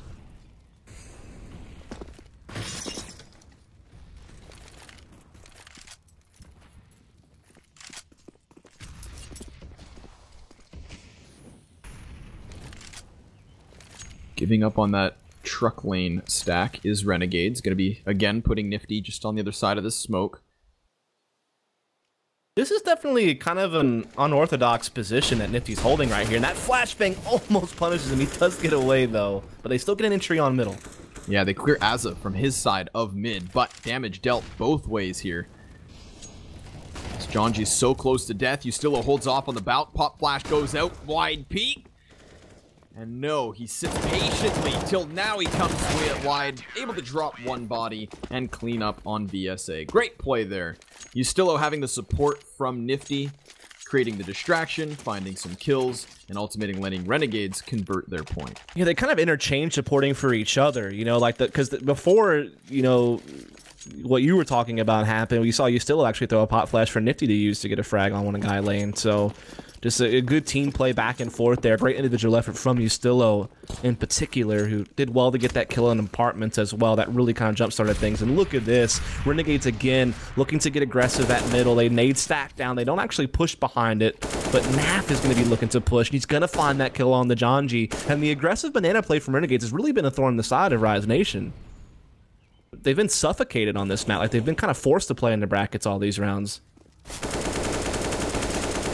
Big spray, clears up mid. Rise Nation still stagnate on 4. So, yeah, I can't help but feel like Rise Nation are really being choked out with this kind of an aggression. And it's working beautifully for Renegades, like really limiting the options of Rise Nation, not letting them play their game. Although I will say Rise Nation generally tend to have a good CT side on Inferno. This is their go-to map pick. I'm just really surprised I haven't seen an arch wrap from them yet. Like, I feel like if they did a smoke wall, like, towards pit and kind of block vision as they wrap Moto, so they could actually get into sight and take fights that way. Because arch side's been the vulnerability of Renegades' defense time and time again. And they've never really tried to punish that. And I feel like they should have a read by now on the heavy lane setup. Ustillo to replume his smoke. Yet again, Rise Nation just keeping an entire core group of players inside of mid. It's not getting out of this initial push that's the problem. It's the further action. Here it is. The R trap. Yep, trying to get into position. Oh, Ustillo. He's going to get caught by Dazzle inside of Balk. But now the library peek from Naf. Finds the head of Guimont. Pop flash goes out. Bodies go down, and Naf responded back. It's JKS 1v3. No utility, but he does have the kit. Immediately finds Soul. VSA eventually used the cover there of the balcony to get himself into safety for a moment, but now it's Ace with the cleanup, Rise Nation with the 5th. Yeah, so there you have it, just isolating that player on Arch side, you know, really overwhelming him, and then they just have the numbers to wrap Moto and just contest those players playing inside pit. Good flashes as well to come around with, so this is a much better coordinated attack from Rise Nation, and it just, I think, a better decision against what they've been seeing from Renegades all half long. So they fit another one in here before the end of the half. They still have a chance at a 6th round as well, which would make this not too shabby of a half for them. Double op right now from Renegades. Naf will be opping middle. Misses the shot, though. As we once again will see Rise Nation focusing up here on middle. They've pretty much given up on early banana control this half. Ooh, Azza just eats that flashbang. Retinas burn, as are the feet of Dazzle.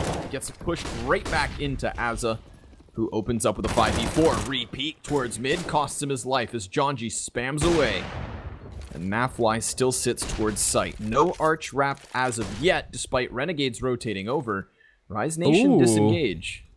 There's no one banana for Renegades right now. They've left it open. Will someone get back there in time? Yeah, it looks like they will. Nifty and JKS are already hightailing, and you still has caught one, stalled out in middle. It looked bad for Renegades, but they're really recovering now in the round. They've more often than not been able to secure these mid-round plays, but it's VSA who slays Nifty on the cross, and JKS pummels back with a spam of his own. Naf towards site, almost gets the collat, but Ace 1v3 to close out the half. Gets himself the bomb and swaps to the AK. Could walk away here. Okay. Okay. Could have gone banana. They know it. Could also kind of find Ustillo, who gives up the angle. Nafly, though, so aware. Holds the backside. Renegades fighting double digits and closing out the first half yet again. Oh, man. I mean, that round was really confusing because at one moment I thought, oh, man, Rise Nation, they're going to find an empty B bomb site. This is going to be huge. But then the rotation happens, and I'm like, all right, never mind. Renegades are starting to recover. But VSA gets a clean entry onto Nifty at Coffins, and that's when you start to think, all right, Rise Nation are going to turn this one for better. But that spam to the smoke from JKS was kind of lucky, obviously, but also well-timed, and it made a huge difference because it gave his team a chance in that round, you know, have the numbers, be able to rotate, and they wind up to closing it out, getting double digits before the half comes to an end. And while the half comes to an end, so are our voices for just a moment as we take a quick break so you can hear from some of our partners out there. My name is Tim the Tap Man. I use CyberPowerPC powered by Intel. Let's go!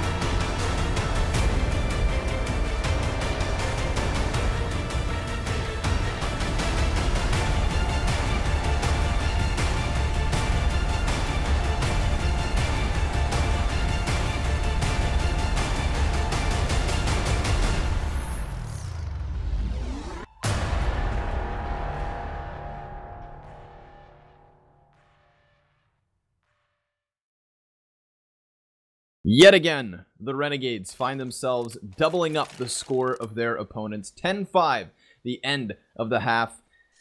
And now they're on the T side. They've won Cobblestone already. They've got the map in the bank. Now they look for the series. Indeed, they will be doing just that. Oh my, VSA, poor guy. He got wrecked. And that, oh, what? Dazzle made that work? Beautiful. Jumps straight out of the balcony, executes Ustillo. VSA cowers to the graveyard where now he resides. As Dazzle comes walking through the tunnel. Down he drops. Jonji tries to hold off on the cross. He's already here, already peppering him as he sits to 11 health. He's got the double flashbang to try and make this retake work, but Renegades on the cusp of momentum. CT's afforded the cross through mid. There's another kill from Gimo. Asa could fall as he is fully blind, but it's Nifty to save the day. And there we go. That was a god tier flashbang at the end right there, because Rise Nation were going to pose a serious threat at lane, but they all got just naded to oblivion with that flash. I'm also really curious. I don't know who that was, Graveyard, but he just seemed so unaware they were going to hit lane, which is kind of crazy because Dazzle spotted them going up middle, even killed one of them. So I feel like, yeah, I'm not sure what that was about. Maybe he was just hoping they were all going to wrap Moto. Taking a gamble, I guess, but I mean, he was basically a free frag, and that really helped open up the A-bomb side. Just a tough pistol all around for Rise Nation. A lot of crazy stuff kind of went down all at once at middle. Although I will give an extra bit of attention to Dazzle's just like Batman play. Yeah, that was... It's almost because the way he jumped out, I don't know who it was who was spotting him jumping out, but they were like, wait a second, was that a guy? And had to double back and catch him, so that was pretty funny stuff, actually. Nifty lining up smoke grenades. Obviously massive utility advantage for Renegades. The execution could be pristine. As could the fake. They've got two players to the top of Banana. Bombs ambiguous inside of mid. And there's two guns for Rise Nation to play with, right? They've got that UMP on Dazzle and the Scout on Guimont, who is the primary opper for his usual team. So I am happy to see him with a scoped weapon in hand.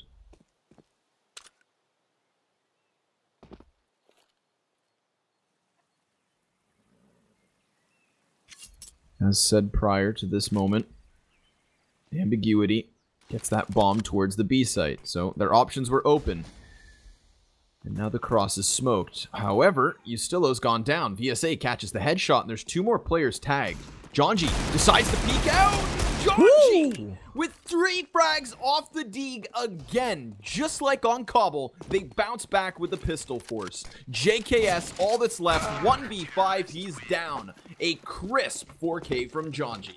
Man, he couldn't have timed that peek through the smoke any better than he did. Just lines him up, takes him down, winds up with 4 kills on the round, and Renegades are definitely going to be shaking their heads at that one. That's where you start slamming the door in Rise Nation's facing around like that. That's where you're looking to just go ahead and end this series. Just start steering out, because you're just going to be an uphill climb for Rise Nation economically the whole way through if you can win that round. But instead, you've kind of left a little bit of a crack there that Rise Nation perhaps can pry open on their map pick, as Renegades will force up with some CZs and a P250.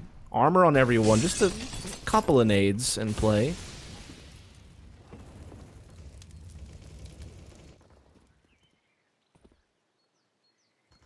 Looks like they're going to go for a balcony explode, and I guess Nifty's going to bank the flash off this wall to the right rather than a flash being thrown from middle. I'm not sure. He could also come out boiler, I guess, and flash from them from there.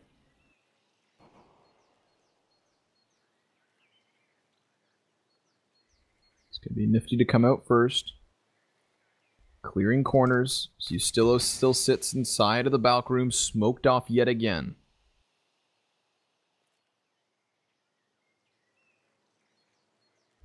Tension blankets the map, as very little has been given away from either side. No one really looking to make an over-ambitious push.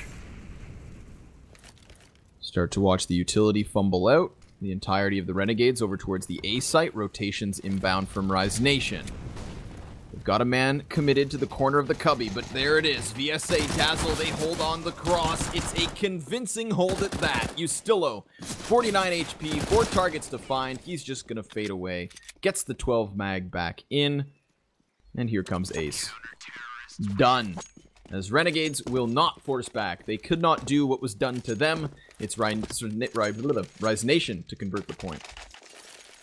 And now they'll be able to reap the benefits of that by putting Renegades in a situation where they should be basically full saving, and the 8th round should be on the horizon for Rise Nation.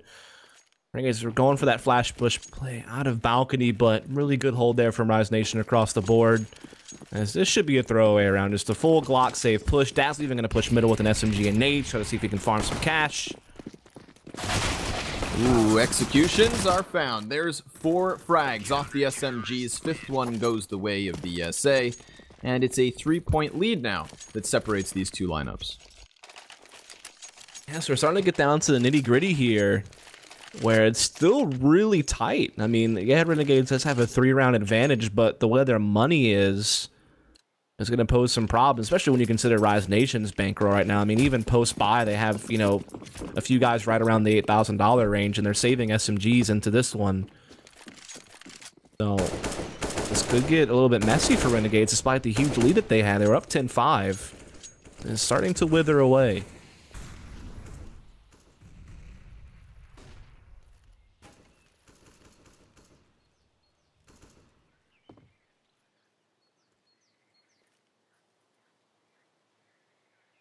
See Dazzle toying with the idea of committing to this push, maybe wanting to find information on alt, but it's exactly where Renegades just patiently play. I can't help but feel like, similarly to Cobble, Renegades play a more paced T side, giving up opportunities, giving up the ability to hold, and in this case, giving up the first 2 frags. But it's Nifty towards Banana to die next. Could have got the kill. It's Ace with a fadeaway as he keeps running. And the CTs rotate over. Smoke grenades out. Azza caught off guard. Grenade in hand. And Naf 1v5. Yeah, Nifty was kind of the last chance for Renegades in that round. He needed to get that kill against the Deagle, but could not find it against Ace, I believe that was. And after things had been shut down elsewhere, that was kind of, like I said, their last hope of getting into this one. And so it will be Naf, who has to just kind of hold on for dear life here. As Rise Nation, though, they're going to hunt. They have SMGs. Like, Ace has that UMP. He's more than happy to go chase a frag and make sure this gun doesn't get saved and try to get even more money in his wallet. As Naf does actually get away here with the bomb. But again, I think it's just head armor and AK trying to be recycled for him. As it will be 9 now from Rise Nation. So they're starting to get on the heels of Renegades at this point. That comfortable lead is all but gone. Curious situation we have here, Dust. This is Rise Nation again on their map pick. If they had lost the pistol and the conversion points, then we're looking at Renegades like on the cusp of a win. But this is, as you said, now all the momentum gone. Rise Nation with serious bank in their coffers, so even if Renegades can put a round to the board with a broken buy like this, it's Rise Nation with serious momentum.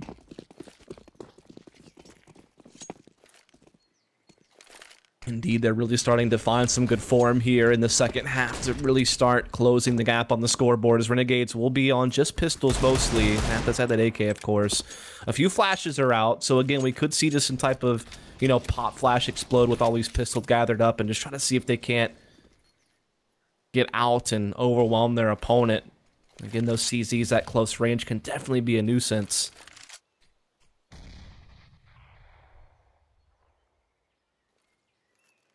Just the double flashbang, blinding his teammate, and forcing Dazzle back. He falls off. T-side could still split into the A site, but the problem will be getting Guimont out of pit and VSA from sight. Of course, the support of Dazzle over towards the library side. Head spotted. As Guimont will reposition, but Nafly opens up using the single AK that they have to play off of. Rotation starts to come in from behind Renegades. The flank inbound. And they've yet to push forward here, playing very patient. This is big from Azza because he gets arched. Banana's forced to fall back. They can't flank. They have to respect the fact they could be pushing in the CT spawn. This is great work from Renegades. Now VSA on site. He's the last one left. Oh, they give up the back. There's the first frag, but there's so many targets in so many directions that it is cleaned up. And more importantly, it's guns in the hands of the Renegades with the bomb in as well. 2 CTs. Jonji and Ace on the retake. Already spotted by Naf. Jonji sees the head of Ustillo, taps for the execution. Azza to the backside of the site, fully blind. was the CT. Ace trying to find something to work with in a 1v3. Targets everywhere. And there we go. Renegades, with a single AK dust, make that round work out. Yeah, Nap did great with that single AK, and again, I think it's just huge that as it gets arch control, it means that B rotation can never really happen. And so that means Rise Nation's forced to basically just play a 2-on-4 out in the A bomb site with no support coming in until it's essentially too late. So Renegades definitely played that out as well as they could, and they're rewarded with a round win. Of course, Rise Nation has plenty of cash, and they'll go right into a double op. It's going to be Dazzle and Ace to take it. Dazzle playing a gap in the smoke at middle will take a crack at it. Actually, I think he did tag Nifty. Yep. Right through the edge of the wall. Gets himself a 59 damage tag. Look at this aggression down Banana, though. Immediate flank attempt from Rise Nation. They smoke deep, push up. Get Jonji into logs and post Ace on the angle.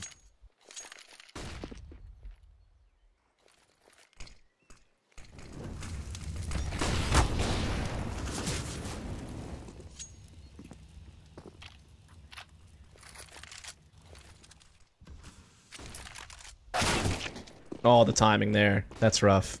I thought that was doing everything right. It was a great pop flash as well for him to peek with, but he just doesn't get the kill, and all of a sudden, Renegades has CT spawn, and the numbers advantage, and still a decent amount of time left on the clock. But a bad smoke down Banana leaves Naf a gap to work with.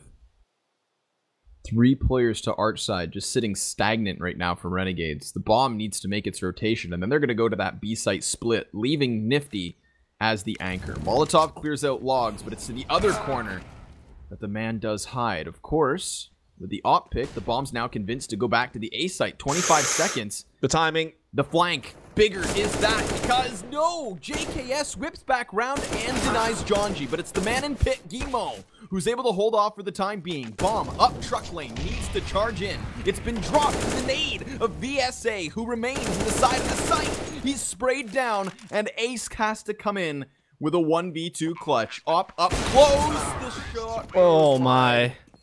And Renegades win the round. Dust, what an intense moment that was. That's a gut-wrenching round if you're Rise Nation. They had so many chances to win that round. The flank was perfectly timed on the bomb carrier middle, can't quite find it. That was a massive one. I think Dazzle had a good peek on Arch with the pop flash, but he still got killed with no frags himself. I guess the flash just wasn't quite on point. They weren't totally blinded by it, so they were able to pick him up for free. That certainly hurt earlier in the round, so there was a lot of things that were going Rise Nation's way, but just none of them converted all the way through. I think not catching that bomb carrier in middle is probably the most egregious one. They really needed that to happen.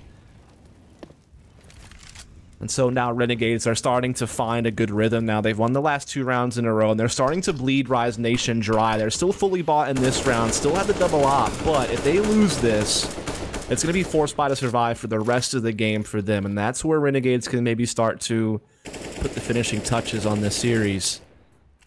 Again, just like on Cobble, convincing start from Rise Nation, but they let off the gas pedal. Renegades took full control. Nice wall bang. Jonji dropped to 34 health as the smoke pops. And Ace remains on the angle.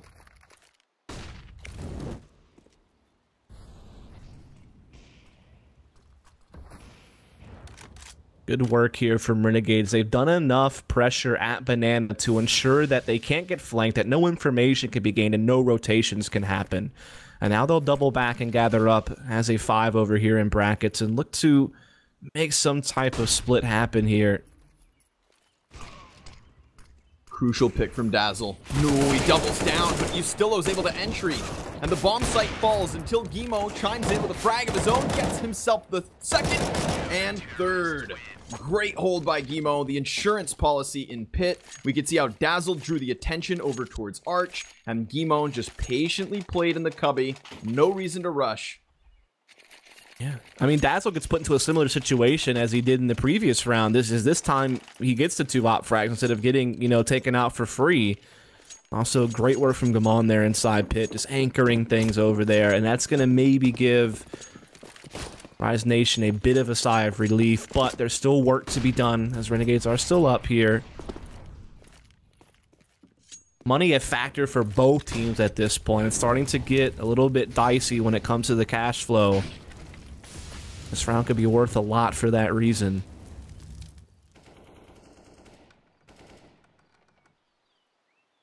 Man, nobody wants to touch banana this round.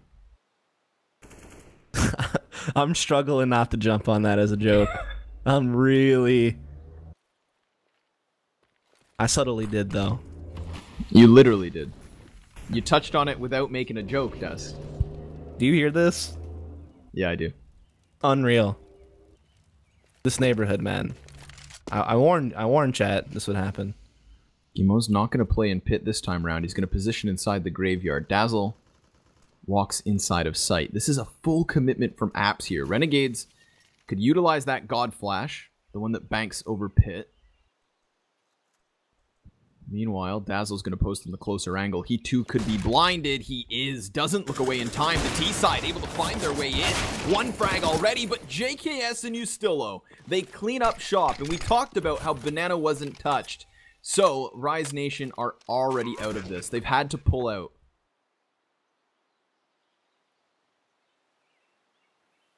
Indeed. What a play. I mean, that's one of those things where that could have gone really wrong if that flash doesn't work. Because Dazzle and Gamon, I mean, they're doubled up on balcony, basically. So, I mean, that's about as much resistance as you could put up as a CT team and get some type of play like that. But Flash is on point. It means that Dazzle can't quite get that first shot, which means they're able to leak out and pressure Gamon inside pit without anyone getting, you know, bogged down or anything like that. So, just really well done for Renegades. That's one of those situations where Gamon has to find something. And even though he was been pretty brilliant really throughout this series, like as far as stand-ins go, I think he's done a great job for Rise Nation. And I mean, he had a really great round in the previous, but that time it just didn't quite come together for him. And so now Renegades are just a couple away from winning this best of 3, and Rise Nation have their economy reset at almost the worst possible time. Though they did still have a little bit of money and a few guns saved to still have something in this round. But this is basically, for all intents and purposes, their last chance, you would imagine, based on how their money is. It's wild to me as well to see Guimon not in a primary op role. You know, I thought that was going to be a weakness of his, but he has played the rifles nicely.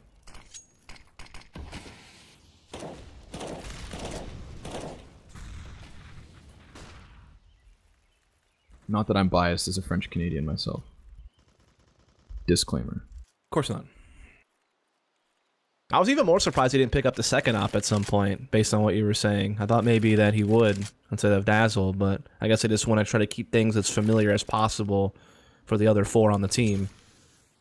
Yeah, it makes sense. Just try to slot the 5th guy in. I mean, even then, props to Rise Nation for finding these kinds of closer score lines with that stand-in, right? Against one of the, you know, more established and favored teams of this tournament. Ace able to open up shop towards the top of Banana. Falls immediately off and calls for rotations. Jonji's going to try to get ahead of this as the smoke does plume, but Renegades pump the brakes here. Look at this, though. Mid-push coming in from Dazzle. He's gotten behind JKS. Ooh. Oh, man, this could get rough. But they're kind of expecting it. Nifty's... both of them are. I don't know if maybe JKS heard this. It's very possible he could have. Oh, it doesn't work. Dazzle cleared out. Meanwhile, Guimon finds JKS, so that's 1 kill per side. It pulls the rotation back to A because they spot all those players in mid. 2-2 split with Ace posted already. Opens up with the first shot. And Jonji still cowers to the corner. Molotov's going to burn Ace out. Jonji creates the distraction. It goes untraded because Ace, through the wall, finds Naf and takes Rise Nation to another round. That was really well done by Ace. Not only does he get the opening pick Banana, but he does great with his utility to make sure he stays alive, and then he comes through in the end as well to make sure that that B push doesn't come through. And now they've reset Renegades right back, and so that easy route to a victory for Renegades, they're going to have to take a detour now.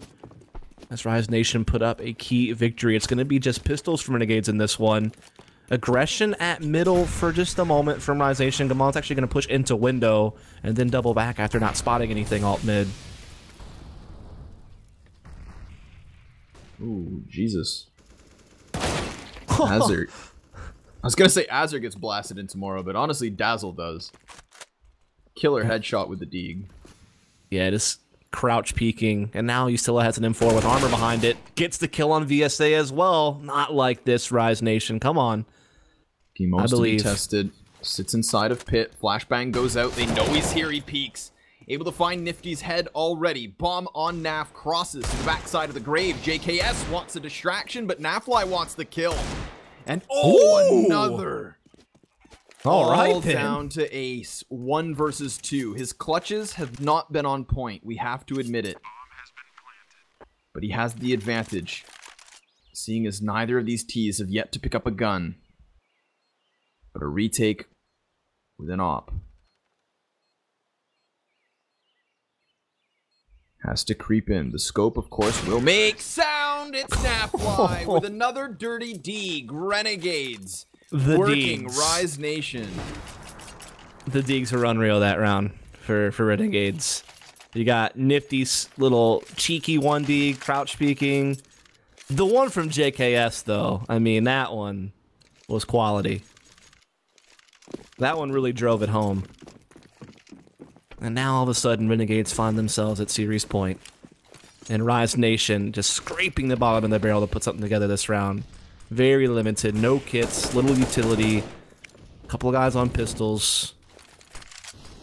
And they hold on. They have to drive 4 in a row just to get to overtime, just to have a chance. Immediate double entry straight inside of mid. The crossfire peeled off, but Gimo up close, sprays with a CZ, gets himself the AK and has positioning here. But Nifty up close tries to come back in, and he's just gonna walk back to the side of sight. Naf in the corner gets himself the plant. 3v3. Gimo fully blind, and Nifty still survives as Ace wants to walk up. This positioning from Azza could cut off Jonji. And it does. Man advantage now to the T's. Make it a double down. It's all on Gimo. Oh, he starts it with a headshot. That could be a push towards sight, but Naf. Lights out for Rise Nation. Great attempt, great run. But it's the pistol upset from Renegades and the conversion point to follow suit that will seal the deal. 2-0. Yeah, indeed. I mean, just hats off to Rise Nation. Obviously put in a tough situation. They were already kind of the underdogs coming into this, and then having to play with the stand-in certainly can throw a wrench in things. But I thought that they really put a good showing on. I thought that they, didn't do themselves any disrespect. I think that we definitely saw Gamal the stand-in actually do a pretty good job. Props to them. I think this is still a team to keep an eye on going forward, like in this current season of Mountain Dew League. Maybe one day they'll get promoted to EPL. They've been close to qualifying for some lands in the past, so this is definitely still a group of guys that you might want to pay attention to. As for Renegades, taking care of business, Azza having a great series overall, kind of one of the stat leaders for the team. Just great work overall from them. They will move on to play tomorrow, as we are going to have a bit of a break, I think, for about maybe 20-30 minutes, and then we'll be back with, I think it's CLG versus Complexity. Unfortunately, Scrawny will be taking a departure for the day, but he'll be back tomorrow to do some coverage on Finals Day. And yeah, so I'll give you the last word because of that. You know what my last words are, Dust? Is it potentially some type of information about a giveaway? It could be. But Okay. it's more a suggestion. It's a lifestyle suggestion. I suggest that anybody who's out there and is watching and waiting for the next match to start should spend their time wisely. And by doing so, they should, of course, enter in this weekend's giveaway. CyberPowerPC Extreme Gaming Series Fall 2017 is, of course, bringing you guys a bunch of freebies. Not only are they doing, as per usual, your general giveaway, which you can find the links in chat or down below, but also, of course, there's the predictions kind of competition that they do. So by you guys trying to guess the outcomes of these matches, you can earn your prizes and not just get them for free. Again, that's really what you want. It's not the free stuff, it's the prestige. So I will sign off. We are going to take a break. I'll be back tomorrow, but Dust will keep you guys hand in hand, and he'll guide you through the rest of the night.